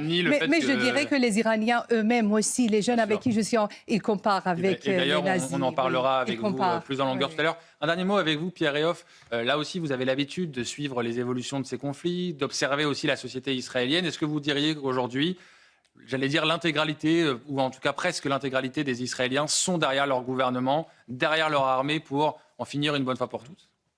Derrière leur armée, c'est une certitude. Derrière le gouvernement, vous savez, on a l'habitude de dire 2 juifs dans une pièce égale 3 opinions. C'est aussi le cas dans tout Israël. Les gens ne sont jamais d'accord les uns avec les autres. Mais globalement, on a une situation de volonté exterminatrice de la part d'un ennemi redoutable qui était à 2 doigts d'obtenir la bombe atomique avec l'intention certaine, non seulement de s'en servir de son plan géopolitique, mais de nous la mettre dessus. Donc, les Israéliens, ma famille, moi, tous mes amis, tous les gens que je connais, et je dirais plus globalement tout Israël, sont parfaitement conscients de ce danger existentiel. Et encore une fois, on est en guerre depuis toujours. Et depuis le 7 octobre, il y a une décision majeure qui a été prise au sein du gouvernement israélien, c'est la dernière fois. Et là, ça sera vraiment la dernière fois. Quelles que soient les conséquences, Israël ira jusqu'au bout. Merci beaucoup Pierre Réhoff, merci d'avoir accepté de témoigner en direct sur notre antenne. Un mot avec vous, Lara Tchekov, avant de prendre la direction du nord de l'État d'Israël, où on sera avec notre envoyé spécial qui va parler justement de l'offensive au Liban. On aura l'occasion évidemment tous de prendre la parole. Simplement un mot avec vous sur l'état d'esprit, et je trouve que c'est important d'avoir ça en tête, c'est-à-dire que le moment est décisif. C'est comme ça qu'il est perçu, à la fois évidemment par les autorités israéliennes, mais aussi par la population qui se dit là, on a une fenêtre d'opportunité pour mettre un terme aux agissements du régime iranien. Oui, et je discutais avec des amis israéliens hier qui se réjouissaient presque que enfin Israël lance cette offensive. Pour eux, c'est l'aboutissement de plusieurs années, de décennies d'attente, parce que l'Iran représentait vraiment la plus grosse menace existentielle contre Israël. Et ça fait des années qu'il se prépare. Et l'armée américaine se prépare aussi depuis 5 ou 6 ans. Il y a une base de forces américaines à Tampa, en Floride, où ils font des exercices avec des exercices de l'OTAN, où les Français participent d'ailleurs. Il y a aussi des Canadiens, il y a aussi des Anglais, où ils s'entraînent militairement à taper contre l'Iran. Et ils font ça chaque année depuis 5 ou 6 ans. Donc, on le savait que ça allait arriver, qu'Israël allait attaquer l'Iran avec les États-Unis qui s'y préparent, avec d'autres pays de l'OTAN. Et aujourd'hui, l'exercice est devenu bien réel. Je vous donne la parole dans un instant, mes priorités évidemment au terrain où nos envoyés spéciaux nous attendent. Je vous le disais, au nord d'Israël, pas très loin de la frontière avec le Liban. On retrouve Thibaut Marcheteau et Fabrice Elsner. On va en venir avec vous, Thibaut, à cette offensive qui a été lancée par l'armée israélienne au sud du Liban. Qu'est-ce que vous avez pu observer ces dernières heures? On imagine aussi là un regain de tension. Qu'est-ce que vous avez vu de vos propres yeux, cher Thibaut? Absolument énormément de tensions dans cette zone. Nous nous trouvons dans une localité au nord d'Israël, dans la ville de Shlomi, environ 7000 habitants. Et nous nous trouvons avec Fabrice Elsner dans un abri qui peut servir de position de tir pour l'armée israélienne en cas d'intrusion, parce que, vous allez le voir sur ces images, la frontière, elle se trouve juste derrière, avec ces miradors et ce long mur très imposant qui sépare ces deux pays, avec le haut de ces montagnes qui est dominé par Tsahal, qui règne sur ces montagne pour protéger les localités qui se trouvent juste ici. Fabrice Elsner va vous le montrer, ces habitations qui sont en proie à des tirs de projectiles lancés par le Hezbollah, surtout qu'il n'y a que quelques secondes pour se mettre aux abris ici. C'est pour protéger ces localités que l'armée israélienne a progressé dans le territoire libanais. On observe aussi également des avions qui passent au-dessus de nos têtes pour mener ces raids aériens de l'armée de l'air sur la banlieue sud de Beyrouth. Et ce que l'on constate, ce que l'on observe sur le terrain, c'est qu'il y a de plus en plus de checkpoints qui sont déployés par Tsahal, mais également des pièces d'artillerie qui se dispersent tout au long de cette frontière, notamment des tanks ainsi que des blindés de transport de troupes. Merci beaucoup Thibaut Marcheteau, merci également à Fabrice Elsner derrière la caméra. Merci de nous faire vivre justement ce conflit sur le terrain depuis ce qui ressemble à un poste d'observation. Et on pense évidemment à toutes les équipes de CNews mobilisées. On vous appelle à la plus grande prudence. Merci évidemment de nous retranscrire ce que vous voyez sur le terrain. On va parler dans quelques instants avec vous de l'offensive au Liban. On va parler évidemment de la manière avec laquelle le conflit est en train de se répandre ou pas, vous nous direz. Mais d'abord, on va faire un nouveau point sur l'information avec Somaya Labidi qui nous rappelle l'actualité autour de ce conflit. Après une alerte au missile iranien, une série d'environ 8 explosions entendues à Tel Aviv, la grande ville du centre d'Israël. Conséquence, les systèmes de défense ont été activés pour intercepter la menace et les habitants appelés à s'abriter. Eux aussi sont sur le qui-vive. Les habitants de Dubaï ont reçu sur leur téléphone portable une alerte du ministère de l'Intérieur des Émirats arabes unis, les exhortant à se mettre à l'abri en raison de menaces potentielles de missiles. Je vous rappelle que depuis samedi, début de l'offensive américaine et israélienne sur l'Iran, aucun pays voisin n'est épargné par la République islamique. Et puis au 7e jour de guerre, après une flambée des marchés à cause du blocage du détroit d'Ormuz, le prix du pétrole se stabilise, tout comme les bourses mondiales. Stabilité due notamment à Washington qui a décidé d'autoriser pour un mois la livraison de pétrole russe sous sanctions vers l'Inde. Objectif, limiter les tensions sur l'offre mondiale de brut. Merci beaucoup Somaya. On en vient donc à la situation au Liban, l'offensive qui a été lancée par l'armée israélienne. Elle a annoncé vendredi matin, l'armée israélienne, avoir lancé de nouvelles frappes contre le Hezbollah. Donc on parle de la banlieue sud de Beyrouth, des infrastructures du Hezbollah dans le quartier de Daïé à Beyrouth. Ça, c'est ce qu'a indiqué donc l'armée israélienne. Il y a des images que vous allez découvrir à l'écran de ces frappes qui ont donc été menées. Est-ce que vous pouvez nous dire, Michel Fayad, comment on peut qualifier cette offensive de l'armée israélienne qui, en fait, a été un deuxième front? Il y a le front en Iran et puis il y a le front avec le Hezbollah, parce que le Hezbollah a attaqué Israël, il faut le rappeler, il y a de ça quelques jours. Déjà, Dahieh, ça veut dire banlieue. Donc en fait, quand on dit Dahieh, ça veut dire la banlieue sud de Beyrouth. Il n'y a pas besoin de dire la banlieue de Beyrouth à Dahieh. Non, c'est soit vous dites Merci banlieue... pour cette précision. Ouais, soit vous dites Dahieh, soit vous dites banlieue sud. Je le ferai maintenant, je n'utiliserai plus qu'un seul des deux. Non, je sais, je dis juste comme ça. Et en fait, le Hezbollah, en réalité, a obéi complètement à la République islamique d'Iran. Cela fait quelque temps déjà que l'ensemble du commandement militaire du Hezbollah est remplacé. C'est-à-dire tel et tel officier du Hezbollah est remplacé, libanais, est remplacé par un Iranien. Si bien qu'en fin d'année dernière, Israël a éliminé le chef d'état-major du Hezbollah et les Libanais ont découvert son nom, qui était un nom iranien, et même pas un nom libanais. Donc tout le monde a compris que les choses avaient changé depuis juin. Et officiellement, les gardiens de la Révolution sont partis donc au Liban ces dernières semaines pour vraiment changer complètement la structure d'organisation du Hezbollah. Si bien que avant-hier, Israël a éliminé le chef de la force Al-Quds iranienne présent au Liban.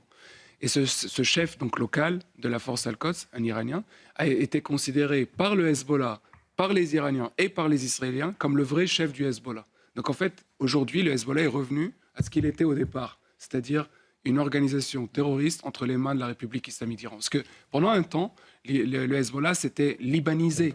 C'est-à-dire qu'il y a eu de plus en plus de gens libanais à l'intérieur. Mais là, il est revenu à ce qu'il était à ses origines, une organisation purement iranienne. Ils ont lancé la guerre contre Israël pour défendre le Hamas, alors que les premières victimes... Dès le 8 octobre. Dès le 8-9 octobre 2023. Absolument. Alors même que les chiites libanais ont été les plus grandes victimes des organisations palestiniennes durant la guerre. Il y a eu plus de chiites tués durant la guerre au Liban par les organisations palestiniennes que de chrétiens. Donc déjà, ça, c'était une anomalie. La deuxième anomalie, c'est maintenant de se battre pour la République islamique d'Iran, alors que les Libanais n'en veulent pas. Aujourd'hui, le Hezbollah a réussi une prouesse, vraiment une prouesse. Il y a 95% des Libanais contre eux. 95%. Et ça, c'est un gros changement, évidemment, parce énorme. que ce n'était pas forcément à ces niveaux-là. C'est une unité nationale aujourd'hui contre le Hezbollah. Et ça, il a vraiment réussi une prouesse.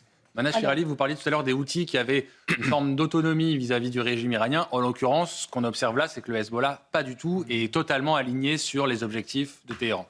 Alors, à 100%, je suis d'accord avec vous, mais je voulais m'opposer à Michel Fayad, farouchement, de dire qu'en aucun cas, les Iraniens n'achètent le Hezbollah de Liban.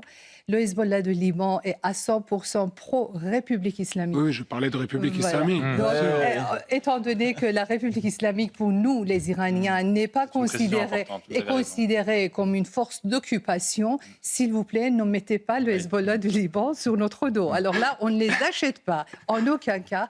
Oui, mais Michel a parfaitement raison. Ce sont les soldats idéologiques du régime. C'est-à-dire, ils sont prêts ils l'ont fait d'ailleurs, ils ont lancé le Liban, ils ont entraîné le Liban dans la guerre sans tenir compte des intérêts nationaux des Libanais, exactement comme leur père de la République islamique. 47 ans de la République islamique, 47 ans de massacre des intérêts nationaux des Iraniens. On voit exactement le même schéma de sacrifice des intérêts nationaux chez les Libanais. Donc les Libanais ne comptent pas, les intérêts nationaux des Libanais ne comptent pas. Ce qui compte, c'est la volonté impérialiste de Hezbollah libanais ainsi que leurs pères de la République islamique qui ne sont pas iraniens. J'offre un court droit de réponse à Michel Fayad qui a été mis en accusation, vous m'aviez mis en accusation sur le nom de la banlieue à Beyrouth. Je vais dire un partout, balle au centre. À vous, Michel. Non, en fait, moi, je voudrais dire justement qu'en 1958, quand Abdel Nasser voulait intégrer le Liban dans la République arabe unie, alors que les Libanais ne se considèrent pas arabes et rejeter le fait que Nasser veuille englober le Liban, le seul pays qui s'est tenu aux côtés du peuple libanais, à l'époque, c'était l'Iran. Donc en fait, Voilà, et l'Iran, c'est pas que la République islamique. Tout à l'heure, on parlait de matrice qui avait bougé, que notre diplomatie n'aurait pas compris. Je pense que c'est là où c'est très intéressant. Et la fenêtre de tir géopolitique est bien réelle. Mais elle est géopolitique parce que on voit bien que le Liban bouge. Le Liban a bougé dans ses équilibres. C'est un moment qui est lié aux attaques qui ont eu lieu sur le Hezbollah. Le Hezbollah qui a changé, entre parenthèses. Le Hezbollah libanais, il existe aujourd'hui en Afrique de l'Ouest et en Amérique du Sud. Et il n'a pas oublié d'exister pour ses différents trafics et commerces. Mais cette dynamique géopolitique qu'on n'a pas vu venir, c'est ça. Mais c'est aussi le fait que la Russie soit un peu empêtrée quand même en Ukraine et qu'elle ait largué les amarres technologiques. Elle n'a plus besoin de l'Iran pour fabriquer, par exemple, ses drones. Elle est très autonome là-dessus. Que finalement, l'environnement arabe de la région, contrairement à ce qu'on pouvait penser, a lui aussi décidé qu'à un moment donné, c'était le moment. Et donc, vous voyez, tous ces éléments-là fabriquent en fait une fenêtre de tir géopolitique. Quand je dis de tir, en l'occurrence, c'est très concret, qui a été préparée parce qu'il s'agissait d'attendre ce moment-là. On ne peut pas le faire quand le Liban n'est pas prêt, on ne peut pas le faire quand Israël n'est pas prêt, on ne peut pas le faire quand ce qui s'est passé en Palestine s'est déroulé aussi. On ne peut pas le faire quand l'Égypte ne dit pas à un moment donné, bon, ça peut se faire maintenant, ou l'Arabie Saoudite aussi. Donc, vous voyez, il y a eu ce moment-là, et ce moment-là a été saisi. Et c'est là où, tout à l'heure, on parlait des matrices qui ont bougé. Oui, comprendre la géopolitique aujourd'hui, évidemment, c'est un phénomène ultra-local en Israël, bien sûr. Il faut que toute la société soit d'accord, ce qui n'était pas tout à fait le cas il y a quelques années, par exemple. Et puis, il faut que le Liban soit dans cet équilibre instable, mais qui est favorable cette fois-ci à quelque chose qui pourrait le libérer de ce qui s'est passé avec le Hezbollah depuis maintenant quelques années. Et puis, vous avez tous ces éléments qui font conjonction. Et là, c'est la capacité, parce que préparée, parce que prévue, parce que organisée, parce que infiltrée. C'est pas un travail qui se mène en claquant des doigts comme ça, mais il faut le saisir et il faut prendre la décision. Toutes celles et ceux qui ne comprennent pas pourquoi ça s'est fait à ce moment-là, les raisons sont multifactorielles, mais elles orientent une capacité à un moment donné de frapper un régime qui, effectivement, aujourd'hui, est en grande difficulté parce que très isolé.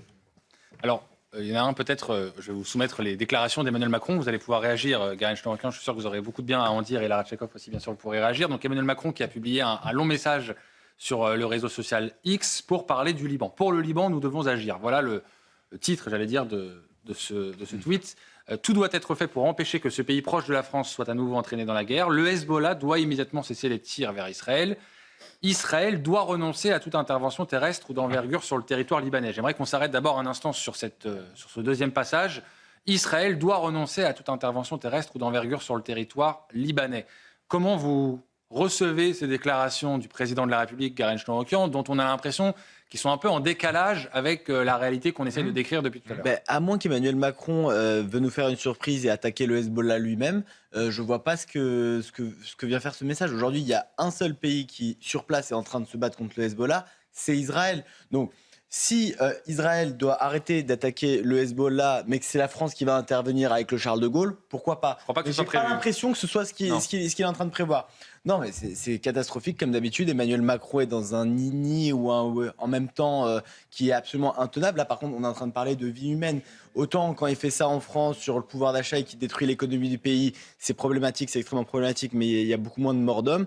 Là, en disant à Israël de ne pas attaquer le Hezbollah, c'est un énorme problème. Le Liban, on est en train de regarder depuis tout à l'heure les images du Liban, encore une fois ravagé, pays martyr, le Liban, pays quand même très proche de la France depuis Saint-Louis, le Liban. Et on voit que le peuple le Libanais est en train de se faire martyriser parce que l'Iran l'utilise comme chair à canon et qu'aujourd'hui le Liban, et en particulier le Liban chrétien, est en train d'avoir il y a 50 000 déplacés en 48 heures.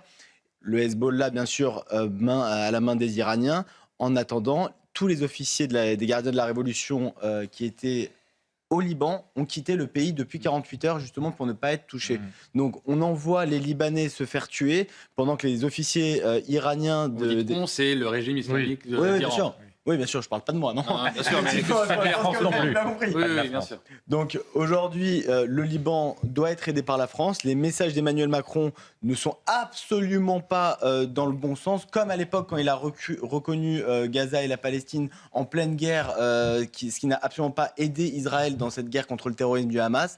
Macron tire toujours à côté, c'est toujours catastrophique, et je vous rappelle qu'on est censé être la 5e puissance militaire mondiale. Quand on voit ce genre de message du président de la République, c'est extrêmement effrayant. Comment vous qualifiez les déclarations du président de la République, Lara Tchekov? On va voir aussi un autre passage où il interpelle en fait le Premier ministre israélien dans ce moment de grand danger. Je demande au Premier ministre israélien de ne pas étendre la guerre au Liban.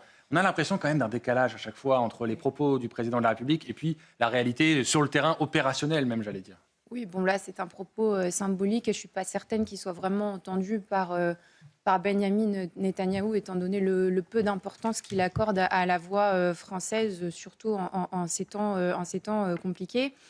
Donc là, la France se retrouve contrainte donc, de marquer sa présence et son soutien à l'intégrité libanaise avec le Charles de Gaulle qui va arriver donc, dans les prochains jours au large des côtes libanaises. Mais pour en revenir sur le Hezbollah, la question qui se pose, c'est est-ce que Israël va se débarrasser du Hezbollah seuls, ou alors est-ce qu'ils vont être aidés par des forces armées extérieures? On le sait que l'armée libanaise apportera probablement son aide à l'armée israélienne. En tout cas, il y a des discussions en ce sens. En tout cas, ce que je peux vous dire, c'est que le Hezbollah est extrêmement affaibli parce que dans les attaques qui se sont déroulées les dernières 24 heures, ce qu'on sait, c'est que l'unité spéciale de tanks qui fait face au combat des armes de pointe pour le Hezbollah n'a pas été mobilisée. Ce qui signifie que le Hezbollah utilise des armes qui sont basiques, donc comme des fusils, etc. En revanche, ils peuvent rebondir parce que l'information que donne la presse israélienne ce matin, c'est que le Hezbollah pourrait ouvrir un nouveau front depuis la Syrie et donc lancer des attaques depuis le sud de la Syrie.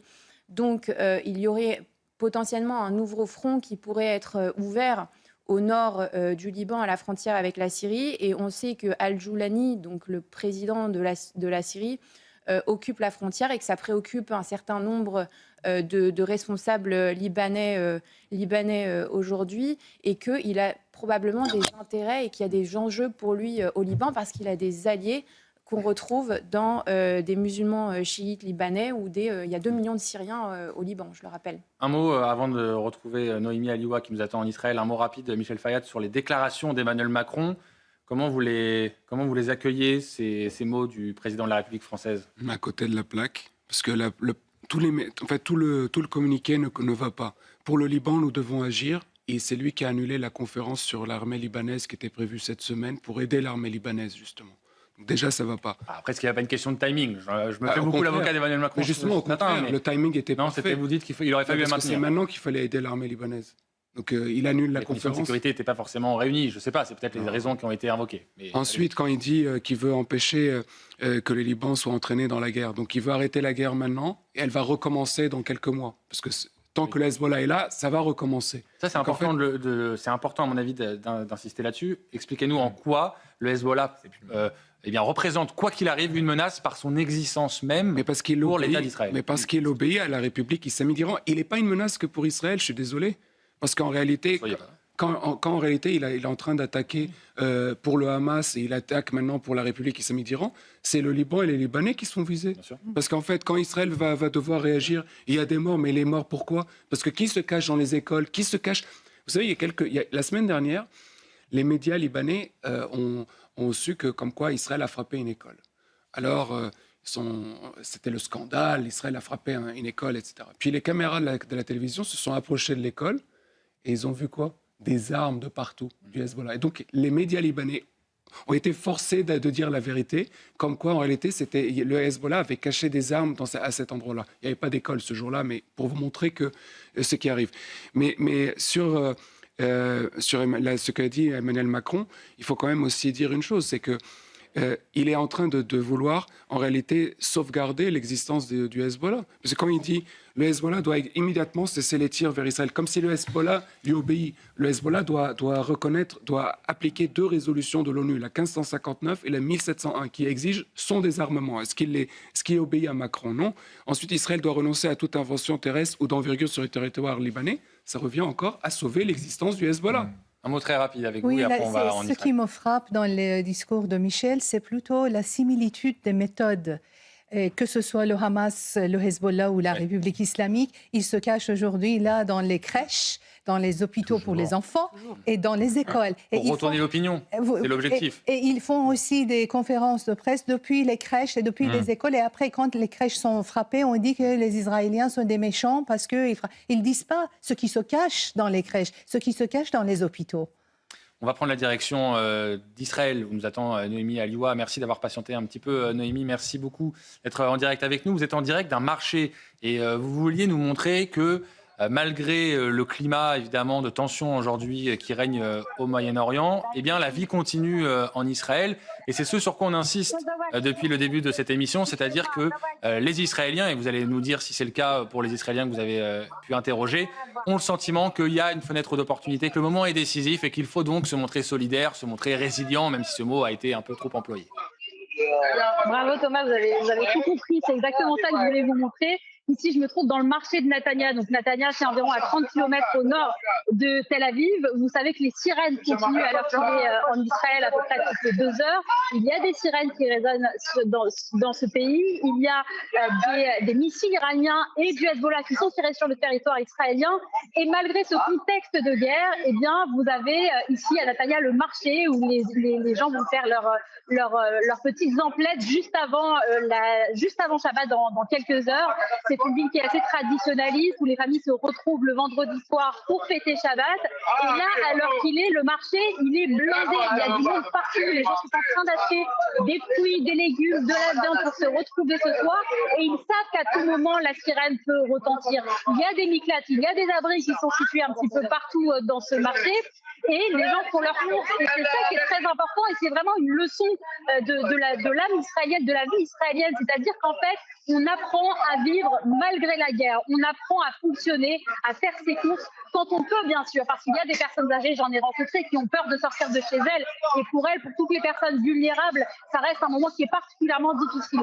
Mais pour ceux qui le peuvent, ils sortent, ils font leurs emplettes, ils achètent ce qu'il faut. Certains vont même prendre des verres, toujours dans la mesure du possible, en essayant de faire en sorte qu'il y ait un abri à côté. Mais c'est vraiment très intéressant de voir ce paradoxe, si vous voulez, cette situation où à la fois les gens sont très précautionneux, très disciplinés. S'il y a une sirène, les gens se mettent en sécurité et en même temps, eh bien, ils essaient de vivre parce qu'ils ne veulent pas justement faire plaisir à ce régime iranien qui n'a qu'une envie, c'est de terroriser la population israélienne. Ils ne veulent pas succomber à ce qu'ils connaissent très bien.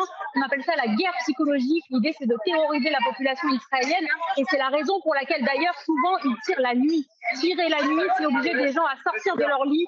C'est obliger toute une population, des millions de personnes, à prendre les enfants dans leurs bras, à les réveiller dans leur lit et à aller dans les abris. C'est jamais simple. Mais regardez autour de moi, voilà, les gens continuent à vivre et c'est ça qui est très important de montrer, je trouve, c'est très israélien. Un dernier mot avec vous, Noémie. Vous avez l'habitude d'aller sur le terrain, en Israël notamment, dans des périodes de tension. Est-ce que vous diriez que le moment est différent de ce que vous avez déjà pu connaître par le passé, que la multiplication des fronts, on l'a dit, hein, avec l'Iran, avec le Liban et peut-être demain sur d'autres fronts, ne démotive pas, ne démobilise pas la population israélienne qui reste plus que jamais déterminée à en finir? Oui, tout à fait. Il y a vraiment le sentiment ici qu'au fond, l'Iran, le régime iranien, c'est la mère de toutes les batailles parce que ces dernières années, suite au 7 octobre 2023, le pogrom qui a été perpétré par le Hamas, ce sont différents axes qui sont entrés en guerre avec Israël. C'était des proxys, donc des bras armés de l'Iran dans la région, que ce soit le Hezbollah, que ce soit les Houthis, que ce soit les milices chiites en Syrie et en Irak. Mais tous ces proxys sont téléguidés, armés, financés par l'Iran. Et donc là, le fait d'entrer en guerre directement avec l'Iran, c'est aller au bout du processus et aller taper dans ce qu'on a appelé la tête de la pieuvre. Donc bien sûr, c'est considéré comme la guerre des guerres. Et dans cette guerre-là, comme dans toutes les autres, il y a ce qu'on appelle un consensus au sein de la société israélienne, un consensus d'ailleurs aussi au Parlement, parce que les oppositions en dehors des partis arabes sont légitimes. Cette guerre, ils considèrent que c'est une guerre qui est existentielle. Et il y a véritablement ici ce qu'on peut appeler une union sacrée entre les partis, entre les Israéliens, qui pensent à l'avenir, si vous voulez. Ils se disent, aujourd'hui, on a envie maintenant de faire cette guerre pour ne pas la décaler dans le temps. On préfère en finir maintenant avec cette menace pour pouvoir justement imaginer un avenir meilleur. Et vous rencontrez des jeunes parents, ils vous disent, nous, on veut mener cette guerre nous-mêmes, que nos enfants, demain, ils puissent vivre en sécurité et se sentir mieux peut-être dans une région plus apaisée.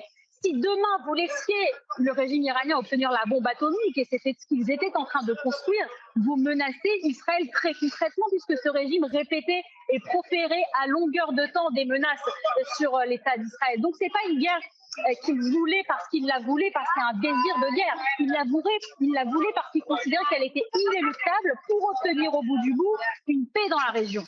Merci beaucoup. Merci Noémie, merci également pour le travail de terrain que vous réalisez. On aura sans doute l'occasion de se reparler à distance pour voir et témoigner, que vous puissiez témoigner de l'état d'esprit qui règne en Israël. Cette information qui vient de nous parvenir, Sébastien Lecornu, le Premier ministre français, va réunir les partis politiques mercredi. C'est ce que vient d'indiquer Matignon. Réunion évidemment autour de la situation internationale. Ça avait été réclamé par Jordan Bardella notamment. Donc l'idée, c'est maintenant que le sujet va évidemment devenir aussi un sujet politique en France. Et on va s'intéresser justement à la manière dont les Occidentaux, les Européens appréhendent ce qui est en train de se passer. On va parler notamment de l'Espagne dans un instant, mais j'aimerais qu'on reste sur la façon avec laquelle Emmanuel Macron, qu'on reste en France, comment lui traduit justement la réalité internationale par des actes politiques. Et alors, ça prend des formes parfois assez inattendues, il faut bien le dire. Sur Instagram, Emmanuel Macron a répondu à une jeune internaute qui lui posait une question de manière candide. Voilà, comment vous allez arrêter la guerre? Est-ce qu'il y aura la guerre chez nous? C'est à peu près la question qu'elle lui pose. Et le président de la République lui répond. Regardez cet extrait qui a donc été diffusé sur le compte Instagram d'Emmanuel Macron, le président de la République. Est-ce que vous pouvez enlever la guerre, s'il vous plaît? Parce que vous avez trop ouvert votre bouche, je trouve. J'ai pas fini de vivre et j'ai pas envie qu'il y ait la guerre. Alors je comprends très bien et j'entends votre inquiétude, mais je voulais être très clair, vous n'allez pas faire la guerre du tout. Et vous allez continuer de vivre. Qu'est-ce qui se passe? Les États-Unis et Israël ont lancé des opérations militaires en Iran. Parce que l'Iran avait pris des décisions très dangereuses pour tout le monde. Elle développait des armes nucléaires, elle avait des armes qu'on appelle balistiques, elle déstabilisait la région. Et elle avait massacré son peuple. Et en représailles des frappes que les États-Unis et Israël ont lancées, l'Iran frappe toute la région. Alors la France, elle ne fait pas partie de cette guerre. Nous, on n'est pas au combat et on ne va pas s'engager dans cette guerre. Mais qu'est-ce qu'on fait? D'abord, on protège les nôtres. On a plusieurs centaines de milliers de nos compatriotes qui sont là-bas. Tous ceux qui veulent revenir, on les aide à revenir en paix et en sécurité. Ensuite, on a des amis, des alliés qui sont frappés par l'Iran. Les Émirats arabes unis, le Qatar, Koweït, la Jordanie. Et là, on les aide, comme un partenaire de confiance, à se protéger. Cette guerre, elle est en train de bloquer une grande partie du commerce mondial, de bloquer du pétrole, du gaz. Donc elle est en train d'augmenter le coût de la vie dans beaucoup d'économies, de créer de l'instabilité. Donc là, de manière tout à fait pacifique, on est en train de se mobiliser pour essayer de sécuriser le trafic maritime. Il y a un tout dernier sujet, c'est le Liban, qui est en même temps aujourd'hui touché, très déstabilisé. On les aide à retrouver la paix et la légitimité, la souveraineté, le calme. Très étonnant la manière de répondre du président de la République. Vous vouliez absolument réagir, allez-y. Oui, si j'étais à la place du président Macron, heureusement je ne le suis pas, mais quand même, j'aurais pu dire quand même que cette guerre n'a pas commencé hier, cette guerre n'a pas commencé il y a 3 jours, cette guerre a commencé il y a 47 ans. Le jour de l'avènement de la République islamique, la région est tombée dans la menace et dans le risque de la guerre. Et aujourd'hui, ce qui se passe, les frappes israéliennes et les frappes américaines ne sont pas une guerre contre l'Iran, ce sont des frappes humanitaires qui sont venus en aide des Iraniens. Hier, avec beaucoup de difficultés, j'ai finalement réussi à contacter mes amis à Téhéran qui me demandent une seule chose, d'une manière étonnante, les uns et les autres qui ne se connaissent pas, qui ne se sont pas coordonnés entre eux. Ils m'ont demandé une seule chose. Ils me disaient, quand tu vas dans les médias, tu dois dire que ce n'est pas une guerre contre l'Iran, ce sont des aides humanitaires pour nous. Ils disaient, refusons ce mot de la guerre, ce n'est pas la guerre. Ils sont venus pour mettre fin à la guerre. Ils sont venus pour mettre fin à la menace de la République islamique. Une République islamique qui massacre ses habitants depuis 47 ans. Monsieur, je termine là-dessus pour vous dire, les massacres de la République islamique, les crimes contre l'humanité de la République islamique n'ont pas commencé le 8 et le 9 janvier, il y a 47 ans. Ils ont massacré toutes mes copines de la classe. La moitié de ma classe a été exécutée et violée avant l'exécution. C'était des fillettes de 14 ans et de 15 ans qui ont été massacrées. Et le lendemain, ils sont allés chez elles avec des fleurs et un peu d'argent en disant qu'on a marié votre fille avec l'un de nos postérons, l'un de nos soldats des gardiens de la Révolution, la veille de son exécution. C'est ça la République islamique. C'est ça, cette République islamique que les Iraniens ne peuvent plus supporter. Et les Iraniens veulent à tout prix se débarrasser de ce régime. Ça fait mal d'être bombardé, ça fait mal de voir sa ville bombardée. Mais si ces bombes nous libèrent de la République islamique, elles sont les bienvenues. Malgré la peur, malgré la terreur, il y a de l'espoir aujourd'hui en Iran. L'espoir revient en Iran après 47 ans. Et c'est pourquoi les frappes humanitaires de l'armée israélienne et de l'armée américaine sont les bienvenues. Manal Chirali, ce que vous dites est évidemment très important parce que c'est un témoignage humain, personnel. Et je trouve que quand vous avez ce témoignage-là et qu'ensuite on entend certains discours politiques, je parle notamment du président de la République, mais pas seulement, on va voir après ce qui se dit en Espagne. Est-ce que vous avez l'impression qu'il y a aujourd'hui des pays qui ne sont pas à la hauteur des enjeux, qui sont même totalement en dessous de tout, en fait, par rapport à ce qu'attendent les Iraniens de l'Occident, c'est-à-dire de les aider à se débarrasser une bonne fois pour toutes de ce régime? Absolument, surtout les pays européens nous déçoivent énormément. À la tête de tous ces pays, c'est la France. Depuis 47 ans, la France est en compromis avec les ayatollahs. À chaque fois, c'était le dernier pays qui a mis les gardiens de la Révolution, qui a reconnu comme une entité terroriste, alors que ce sont des terroristes qui ont massacré les Iraniens à l'intérieur du pays et à l'extérieur du pays. Même à Paris, il y a beaucoup de membres des groupes d'opposition qui ont été massacrés. Pour vous dire à quel point ce régime est décevant et à quel point les positions de la France étaient décevantes.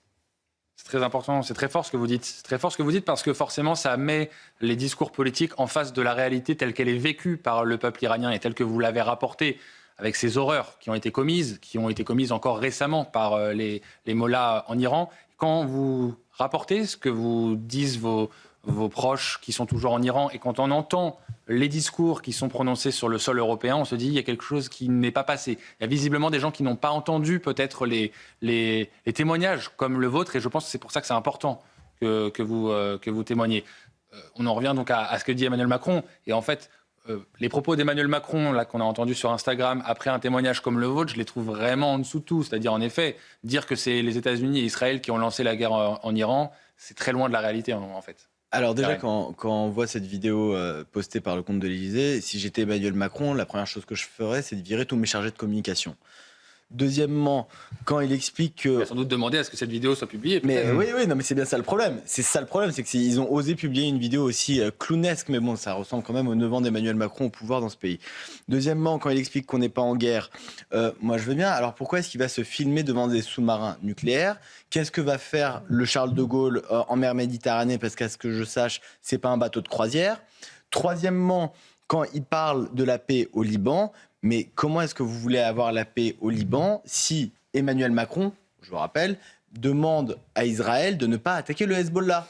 Donc il y a un moment, Emmanuel Macron est clownesque du début à la fin. Je pensais qu'il avait pris la mesure de la gravité de la situation justement quand il était allé se faire filmer avec le sous-marin nucléaire derrière, la Marseillaise, les photos du Rafale devant le Mont-Saint-Michel. En fait, il a rien compris. Il a toujours rien compris. Ça fait 10 ans qu'il tire à côté. Aujourd'hui, il y a une situation mondiale qui est extrêmement grave. Il ne prend pas acte de la gravité de la situation et on continue à aller droit dans le mur. Une bonne nouvelle, on sait que dans un an, Emmanuel Macron n'est plus là.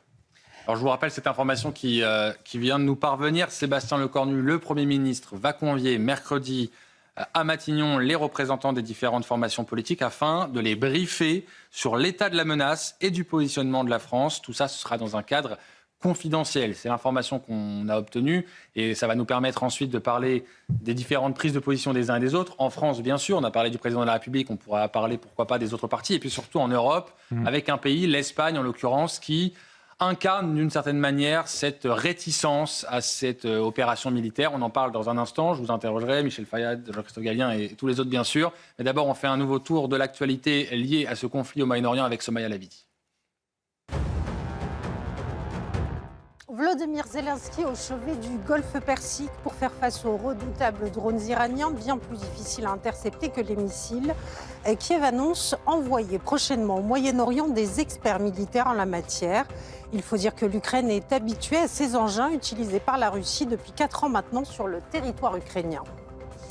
Pendant ce temps, Israël a lancé la deuxième phase de sa guerre contre l'Iran avec une série de frappes à grande échelle sur Téhéran, frappes visant les infrastructures de ce qu'il reste du pouvoir, tout en poursuivant ces bombardements dès l'aube sur la banlieue sud de Beyrouth, zone qui abriterait l'un des fiefs du Hezbollah, une opération qui créera un désastre humanitaire, prévient le Premier ministre libanais.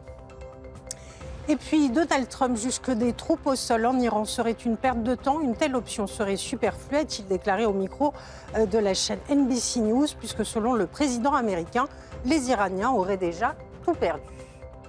Merci beaucoup, Somaya. On parlait donc de cette réunion organisée mercredi, la semaine prochaine, par Matignon, en présence des différentes formations politiques pour les tenir informés de ce qui est en train de se passer. Jean-Christophe Gallien, ça montre que ce conflit était déjà devenu un sujet politique. Ça va le devenir encore davantage, puisque désormais tous les partis, en tout cas leurs représentants, vont être mis dans la boucle et être tenus informés de ce qui est en train de se jouer et de la position stratégique, diplomatique de la France.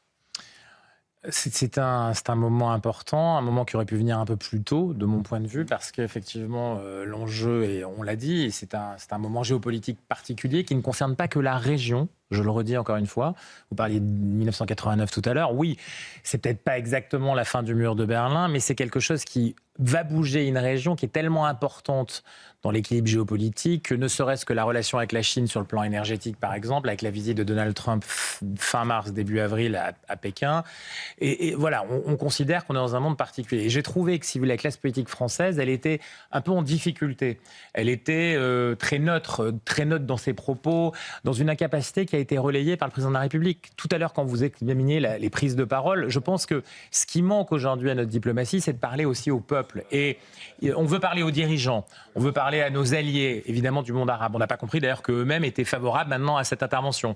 On veut parler au Liban, mais Michel le disait tout à l'heure, il y a une occasion extraordinaire tout de suite d'aller au Liban. Au contraire d'aller travailler avec les forces armées. C'est maintenant qu'il faut y aller. Mais ça veut dire quoi en creux? Ça veut dire qu'on est toujours l'otage de quelque chose qui a bougé pourtant. Hein. Le Hezbollah, oui, ça a été un moment. Rappelez-vous, quand Emmanuel Macron, il est allé 2 fois au Liban. Il y a quelques mois, pour ne pas dire quelques années, il avait dit « je réglerai le problème libanais ». Après l'explosion du port de Beyrouth. Voilà, exactement.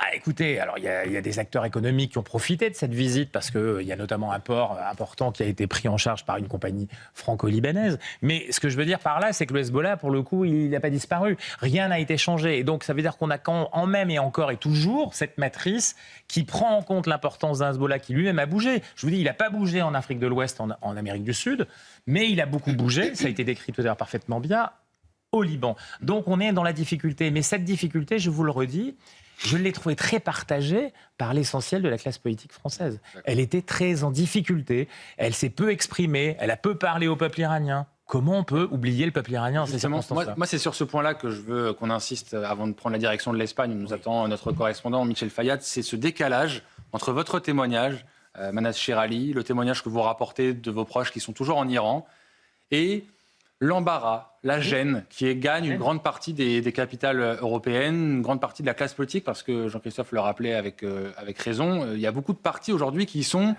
un peu embêtés quant à afficher un soutien entier à cette opération militaire, avec cette notion du droit international qui évidemment compte, mais qui aujourd'hui n'est pas respectée en premier lieu par le régime islamique iranien. Oui, il y a des partis en extrême gauche qui évidemment partagent certaines visions et idées communes et alliances avec la République islamique d'Iran. Après, il y en a d'autres, malheureusement, comme je disais tout à l'heure, qui veulent s'aligner sur la politique étrangère des pays arabes du Golfe pour plusieurs raisons, notamment le complexe militaro-industriel français qui en fait, vous savez, Arabie Saoudite, Qatar, Émirats Arabes Unis représentent 43% du chiffre d'affaires du complexe militaro-industriel français et qui paye hors donne.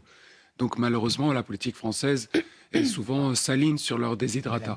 Ça, c'est une chose. Mais sur la France, par rapport au Liban, il y a différentes choses que la France peut faire. Et en fait, la première, c'est qu'il y a un accord de paix entre Israël et le Liban. Il date du 17 mai 1983. Il a été abrogé illégalement par le président de la République libanaise, de l'époque, Amin Gemayel. Si aujourd'hui la France met la pression sur le gouvernement libanais pour que cet accord qui a été abrogé illégalement soit à nouveau légal, alors vous avez un accord de paix immédiat entre Israël et le Liban. Ça, c'est une première chose. La deuxième chose, le plus grand danger pour le Liban aujourd'hui, à part le Hezbollah, c'est Joulani en Syrie. Parce que Joulani en Syrie, c'est un terroriste islamiste sunnite qui a le soutien de la Turquie, de l'Arabie Saoudite, des Émirats Arabes Unis, du Qatar. Et il ne rêve que d'une chose, c'est de jeter les chrétiens et les chiites à la mer, ceux du Liban, et ensuite jeter les juifs d'Israël à la mer. Parce que son organisation s'appelle Hayat Tahrir el-Sham, ce qui signifie Organisation de la libération du Levant. Il veut libérer le Levant de toutes les minorités religieuses de la région. Et donc, la France, au lieu d'accueillir Joulani à l'Élysée, la France pourrait faire face à Joulani grâce à son, le Charles de Gaulle qui vient. La France pourrait empêcher cette invasion qui se profile puisqu'il est en train d'amasser des troupes à la frontière syro-libanaise, parce qu'on parle beaucoup de la frontière israélo-libanaise, mais il y a attention à la frontière syro-libanaise. On parle des réactions en Europe et j'aimerais qu'on prenne la direction de l'Espagne. L'Espagne qui, par la voix de son Premier ministre Pedro Sánchez, incarne une forme de résistance, réticence en tout cas à cette opération, puisque vous le savez sans doute, le gouvernement espagnol a refusé que les Américains utilisent les bases situées en Espagne pour aller mener cette opération en Iran. Et donc, le Premier ministre Pedro Sánchez est désormais ciblé par une partie de l'opposition. Parce qu'on entend beaucoup Pedro Sánchez, on dit, bon, l'Espagne. Il y a des voix en Espagne quand même qui s'opposent à ce Premier ministre. C'est notamment le cas d'Isabel Díaz Ayuso, qui est la présidente de la région de Madrid. Elle a pris la parole et je tenais absolument à vous faire écouter ces quelques mots parce que je trouve qu'ils sont particulièrement pertinents, particulièrement efficaces face au discours d'une certaine gauche, extrême gauche, en Espagne, mais j'allais dire partout en Europe. Sánchez se comporte comme un leader immature, adolescent aux grandes dames des Européens qui tentent de servir de médiateur dans une situation aussi compliquée. Un adolescent rebelle dont le monde entier sait qu'il n'est pas fiable. Je vous encourage aussi à aller seul et ivre à Téhéran, ou par exemple en mini-jupe à Kaboul. Allez-y. Fred Traini, notre correspondant en Espagne, est connecté avec nous. Bonjour, merci d'être avec nous. On le voit, il y a des critiques de l'opposition notamment de droite, qui en fait réagit très fortement à la position adoptée par Pedro Sánchez. Effectivement, cette joute verbale hier très tendue au Parlement régional de Madrid montre la polarisation extrême de la vie politique en Espagne. Hier, c'est donc la présidente de la région de Madrid, Isabel Díaz Ayuso, qui répondait à sa collègue Manuela Bergero, issue du parti Mas Madrid de la gauche radicale, qui l'accusait d'être trop pro-guerre au détriment et au mépris du droit international et des droits humains. Ce à quoi Isabel Ayuso a pris son bâton de pèlerin, si je puis dire, pour attaquer directement Pedro Sánchez, qu'elle juge donc adolescent, infantile, et qui isole l'Espagne et qui fragilise du coup l'Europe avec une position de pacifiste. Et puis Isabel Díaz Ayuso a eu cette phrase qui complètement a fait le tour des réseaux sociaux, où elle invite effectivement l'élu de gauche à aller se promener en mini-jupe, ivre, dans les rues de Kaboul et Téhéran, accompagné de vos amis gays, a-t-elle insisté, pour voir combien de temps vous allez tenir sans être pendu à une grue, puisque c'est comme ça que les Mollahs traitent les femmes et les homosexuels. C'était ces mots, un style virulent, musclé, voire violent des fois, qui ont fait de Isabel Ayuso la bête noire de la gauche espagnole et l'égérie de la droite conservatrice. Certains voient en elle une potentielle future leader du Parti populaire et potentielle possible candidate à la présidence du gouvernement.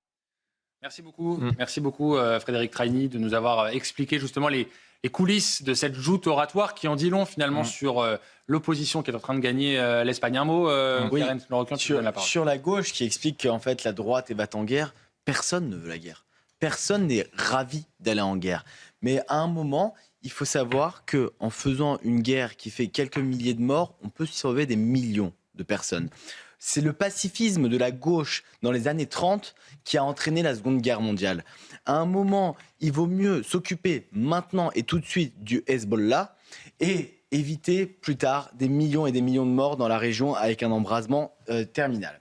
Pedro Sánchez, le président espagnol et Premier ministre espagnol, président du gouvernement espagnol, est un homme de gauche extrême qui, je vous le rappelle, a comme projet de noyer l'Europe sous l'immigration illégale, qui a un projet de régularisation de 800 000 clandestins en Espagne, ce qui fera qu'ils deviendront après... Je crois que c'est 500 000, mais... C'est 800 000, en fait. Il a augmenté. Ah. Il avait proposé 500 000 et il a dit, en fait, on va augmenter de 300 000, on va faire 800 000, voire 1 million, a-t-il dit.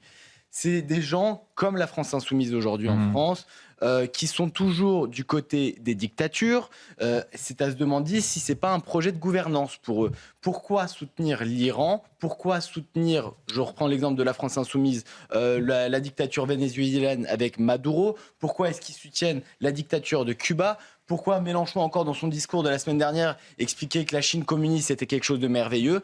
Il y a un moment, va falloir se demander si cette gauche européenne, cette extrême gauche européenne, n'a pas des projets totalitaires elle-même pour l'Europe. Et je vais vous faire écouter dans un instant un extrait de ce qui s'est passé ce matin sur une radio de service public. Vous allez entendre, et j'aimerais beaucoup avoir votre réaction, Manas Shirali, je vous le ferai écouter dans un instant, d'une Iranienne, et la manière avec laquelle elle a été interrogée et comment ses propos ont été reçus. Je vous montre ça dans un instant. D'abord, on finit sur cette gauche, extrême gauche, qui, partout en Europe, finalement, s'oppose à cette guerre, quitte, là encore, à être en décalage avec la réalité et à être donc attaquée. Parce que quand cette représentante politique espagnole dit « mais allez à Téhéran ou à Kaboul en mini-jupe ou avec vos amis homosexuels voir ce qui se passe », je crois qu'elle tape juste. Oui, et puis on voit bien que l'Europe peine à parler d'une seule voix et invoque le droit international. Mais je veux dire, le droit international a été construit après la Seconde Guerre mondiale dans un monde bipolaire où il n'y avait pas de terrorisme globalisé comme aujourd'hui. Et donc, en fait, selon la Charte des Nations Unies, un État n'a pas le droit d'attaquer un autre État par la force, sauf si c'est dans un cas très précis de légitime défense. Ce que disent les Israéliens, c'est qu'ils ont attaqué l'Iran dans un cas de légitime défense préventive. Donc là, on voit bien que si on revient en Europe, on peut effectivement parler de l'impuissance des 27 de parler avec une voix commune. Bruxelles, aujourd'hui, tient cette ligne, effectivement, d'extrême gauche, comme ont pu tenir des députés LFI qui invoquent le droit international, mais qui feraient bien de respecter le droit français au lieu d'invoquer le droit international, étant donné les multiples condamnations qu'ont à leur actif leurs députés. Puis, par ailleurs, le droit international n'a pas été respecté par le régime iranien non plus, que ce soit pour le nucléaire que pour les milliers d'Iraniens qui ont été tués. La manière avec laquelle ils ont tiré et opprimé leur peuple depuis des années. Dans la relative neutralité des pays européens, on va dire, face à ce moment géopolitique, l'Espagne, c'est particulier parce que Sanchez, il tient sur un fil et qu'il est allié principalement avec l'ex-Podemos, qui s'appelle Sumar aujourd'hui, qui est un parti d'extrême gauche pour le coup, dont la présidente... le PS avec LFI. Voilà, exactement, mais Yolanda Díaz, elle est vice-présidente du gouvernement, c'est-à-dire que c'est numéro 2. Et donc, il y a avec d'autres partis régionalistes aussi. Donc, ça veut dire qu'en gros, et ce parti-là, quand Podemos est né il y a quelques années, il a été, alors l'affaire n'est pas encore totalement jugée, mais il a été pris la main dans le sac de financement pour le coup, très concret. Et pourquoi c'est important l'Espagne ? Parce que c'est la démonstration de l'influence économique et le lobbying qui est fait par les médias et par l'argent depuis la République islamique d'Iran. Il a été financé grâce notamment à une chaîne de télévision qui était financée par l'Iran, qui s'appelait Hispan TV.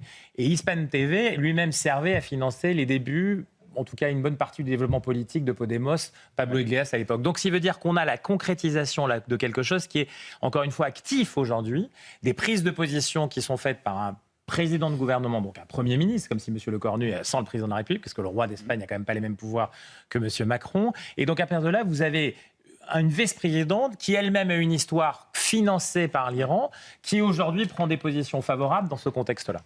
Un mot rapide, Lara, puis Garenne, et après je vous montre la séquence. Vous allez voir, elle vaut le détour. Non, un mot rapide sur l'Allemagne aussi, qui s'est démarquée dans sa prise de parole, parce que Frédéric Merz a bien souligné que Israël, à ses yeux, Israël et les États-Unis ont fait le sale boulot pour les Européens. Donc on voit effectivement, encore une fois, que c'est compliqué d'avoir une seule voix en Europe. D'ailleurs, on a cette image où Friedrich Merz était dans le bureau ovale de la Maison-Blanche, à côté de Donald Trump. Et quand Donald Trump est en train de dire tout le mal qu'il pensait de Pedro Sanchez, Friedrich Merz soit ne bronchait pas, soit même était un peu obligé d'approuver parce que sinon il savait qu'il allait faire taper sur les doigts. Juste un mot pour rappeler qui est Podemos. Podemos, donc les alliés de Pedro Sanchez, c'est eux qui avaient demandé à ce que, dans une conférence, qu'il y ait le grand remplacement, qu'ils voulaient le grand remplacement. C'est LFI. Pour, oui, c'est même plus. Dans leur discours, ils disaient « Nous voulons le grand remplacement des Espagnols par des étrangers ». Alors après, c'est pas exactement les mêmes moi, choses. j'aimerais qu'on s'attarde un instant sur l'espace médiatique, comment il accueille aussi ce conflit, comment il en parle, comment il traite ceux qui témoignent, comme vous, de la réalité aujourd'hui du peuple iranien. Il se trouve que ce matin, sur l'antenne d'une radio de service public, qui est avec un logo rouge, France Inter, donc, une femme a été reçue, elle s'appelle Nexia, c'est une mannequin iranienne, et elle approuve l'offensive israélo-américaine en Iran. Et je vous propose de regarder cette séquence parce qu'à mon avis, tout est là. Et vous allez me dire après ce que vous en pensez. Non, il ne faut pas sourire comme ça, comme je suis un con. Non, je souris à l'arrêt extrémiste. Quelqu'un, si vous êtes gauchiste, mujahideen ou quelque chose, vous avez invité quelqu'un je parle des côtés des millions d'Iraniens. Mais c'est très bien d'entendre la diversité des voix et des points de vue, bien sûr. Il faut attendre pour moi. C'était la seule moyen. Il y a milliers de jeunes d'âge 3 ans jusqu'à 80 ans. Et ils ont mort dans la rue avec ce gouvernement. Donc, on ne pouvait pas les changer. On ne pouvait pas. Et ils n'ont pas notre ennemi. Ce n'est pas une guerre. On appelle d'aide. C'est aide à Iraniens. Il faut arrêter à réfléchir comme ça. Manas Shirali, comment vous réagissez à ce coup de colère de cette mannequin iranienne, Nexia, qui visiblement n'a pas tellement apprécié la manière avec laquelle les journalistes de cette radio ricanaient, si je puis dire, de la façon avec laquelle elle défendait cette opération? Cela dit, j'ai pris l'habitude à ce type de ricanerie, parce que moi aussi, à chaque fois que je parle, je ne sais pas pourquoi certains se permettent de rigoler sur le plateau, ce qui ne me fait pas plaisir, vous pouvez comprendre. Mais je tiens à dire quand même, les propos que je vous rapporte, ce que je dis, ce sont les témoignages des Iraniens que je recueille.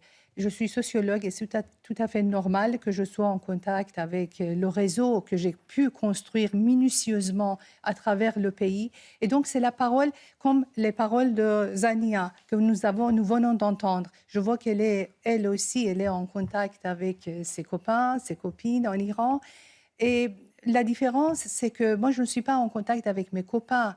Je ne suis pas en contact avec ma famille. C'est un travail que vous menez. Voilà, c'est un travail de sociologue que j'ai sur un vaste réseau. Et je peux vous dire vraiment, la parole qui a été rapportée par cette jeune femme, c'est le discours dominant que nous entendons. Effectivement, il y a aussi des Iraniens qui ont peur. Il y a des enfants, il y a des jeunes, il y a des moins courageux, il y a des plus courageux. Mais là, le discours dominant que j'ai pu recueillir depuis ces jours, même bien avant, parce qu'avant aussi, on savait qu'il y a une guerre, contrairement à Madame la ministre, qu'elle est surprise. Nous savions qu'il y a une guerre sans faire partie de l'état-major américain ni israélien. Mais c'était clair, on va y avoir une guerre. Mais la peur des Iraniens était que ce soit du cinéma et que finalement il n'y ait pas d'intervention. Vous voyez l'état de désespoir d'un peuple qui voit les armes au port de son pays et le peuple qui a peur. S'il n'y a pas de guerre, qu'est-ce qu'on va devenir? C'était ça la question des Iraniens. Et les premiers jours de la guerre, j'ai entendu la peur encore, s'ils arrêtent immédiatement et s'ils n'y vont pas jusqu'au bout, qu'est-ce qu'on va devenir? Et pour terminer, j'ai pu remarquer, il y a plus de confiance de la part de mon réseau. Je ne parle pas au nom de tous les Iraniens, mais je ne parle qu'au nom de mon réseau. J'ai remarqué qu'il y a plus de confiance des jeunes avec qui je suis en relation sur Israël que sur Donald Trump. Il disait Trump, il tergiverse, il change d'avis. C'est un personnage parfois un peu qu'on a du mal à suivre. Voilà. Oui. Alors, il est très populaire parce qu'il a éliminé d'abord Soleimani, ensuite Khamenei. Donc, il est très respecté. Mais plus de confiance sur les Israéliens, sur la droiture des Israéliens, en disant, eux, ils savent ce que c'est la République islamique, ils ne vont pas tergiverser et ils ne vont pas choisir un réformateur. Donc, c'est étonnant de voir cette différence dans la confiance des Iraniens sur les uns et sur les autres. Jean-Christophe Gallien, pour finir, quelques mots sur cette séquence de France Inter qui, à mon avis, dit tout, la manière avec laquelle une partie de l'espace médiatique accueille les témoignages comme celui de Manas. Moi, je crois qu'il faut aller plus loin, c'est-à-dire qu'il faut alerter les Français sur l'idée que, je vous le disais, en Espagne, ça existait et ça existe toujours. Ça existe aux États-Unis, j'en parlais tout à l'heure. Il y a des prises de parole académiques, des prises de parole médiatiques qui relaient le narratif aujourd'hui iranien. C'est quoi le narratif du régime ? C'est de dire que il y a du nationalisme, que les Iraniens ne veulent pas de cette intervention. 2, qu'il y a des victimes terrifiantes de cette intervention. Que les Iraniens, en fait, ils s'interrogent. Ils n'ont pas envie qu'on vienne leur dicter la loi depuis l'extérieur. Donc tout ça, c'est un narratif qui vient relativiser finalement ce qui est en train de se passer depuis des mois et des années en Iran. Et c'est terrible parce que ça vient parler d'un bain de sang permanent à la manière comme si vous voulez, les gens qui sont sur les toits, vous l'avez très bien dit, qui attendent finalement ces avions, qui attendent des interventions, qui souhaiteraient même pour certains une intervention terrestre qui n'arrivera pas de cette manière-là aujourd'hui, et qui aujourd'hui ont fait dire « Ah non, mais en fait, on n'en veut pas ». On n'en veut pas. Et si vous regardez simplement cette équipe de football, je le répète, je le redis à chaque fois, cette équipe de football féminine de l'Iran, qui aujourd'hui refusait de chanter, ça vous règle le problème de ces fake news.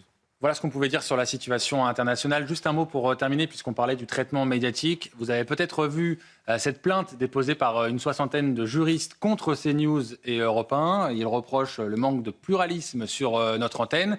Alors, on rappelle d'abord qu'ils sont environ une soixantaine, quand on sait qu'en France, il y a plusieurs dizaines de milliers de juristes. On se demande pourquoi il y a autant de répercussions médiatiques concernant cette plainte. Et puis, comme l'a fait Pascal Praud, je le fais aussi, on rappelle à chaque fois que tout le monde est le bienvenu sur ce plateau, que les responsables politiques, des écologistes, les communistes, la France insoumise, les socialistes, l'ensemble de la gauche, ils sont tous les bienvenus pour venir sur ce plateau, pour débattre. Or, ils refusent de venir, donc interrogez-vous pourquoi il y a ces manques parfois de représentation. Et bien tout simplement parce qu'il y a ce refus de la part de ces partis politiques. Merci à tous les 5 de m'avoir aidé à préparer cette émission, d'avoir participé à cette émission. Merci à ceux qui m'ont aidé à préparer cette émission. Dans quelques instants, vous avez rendez-vous avec Thierry Cabane pour Midi News.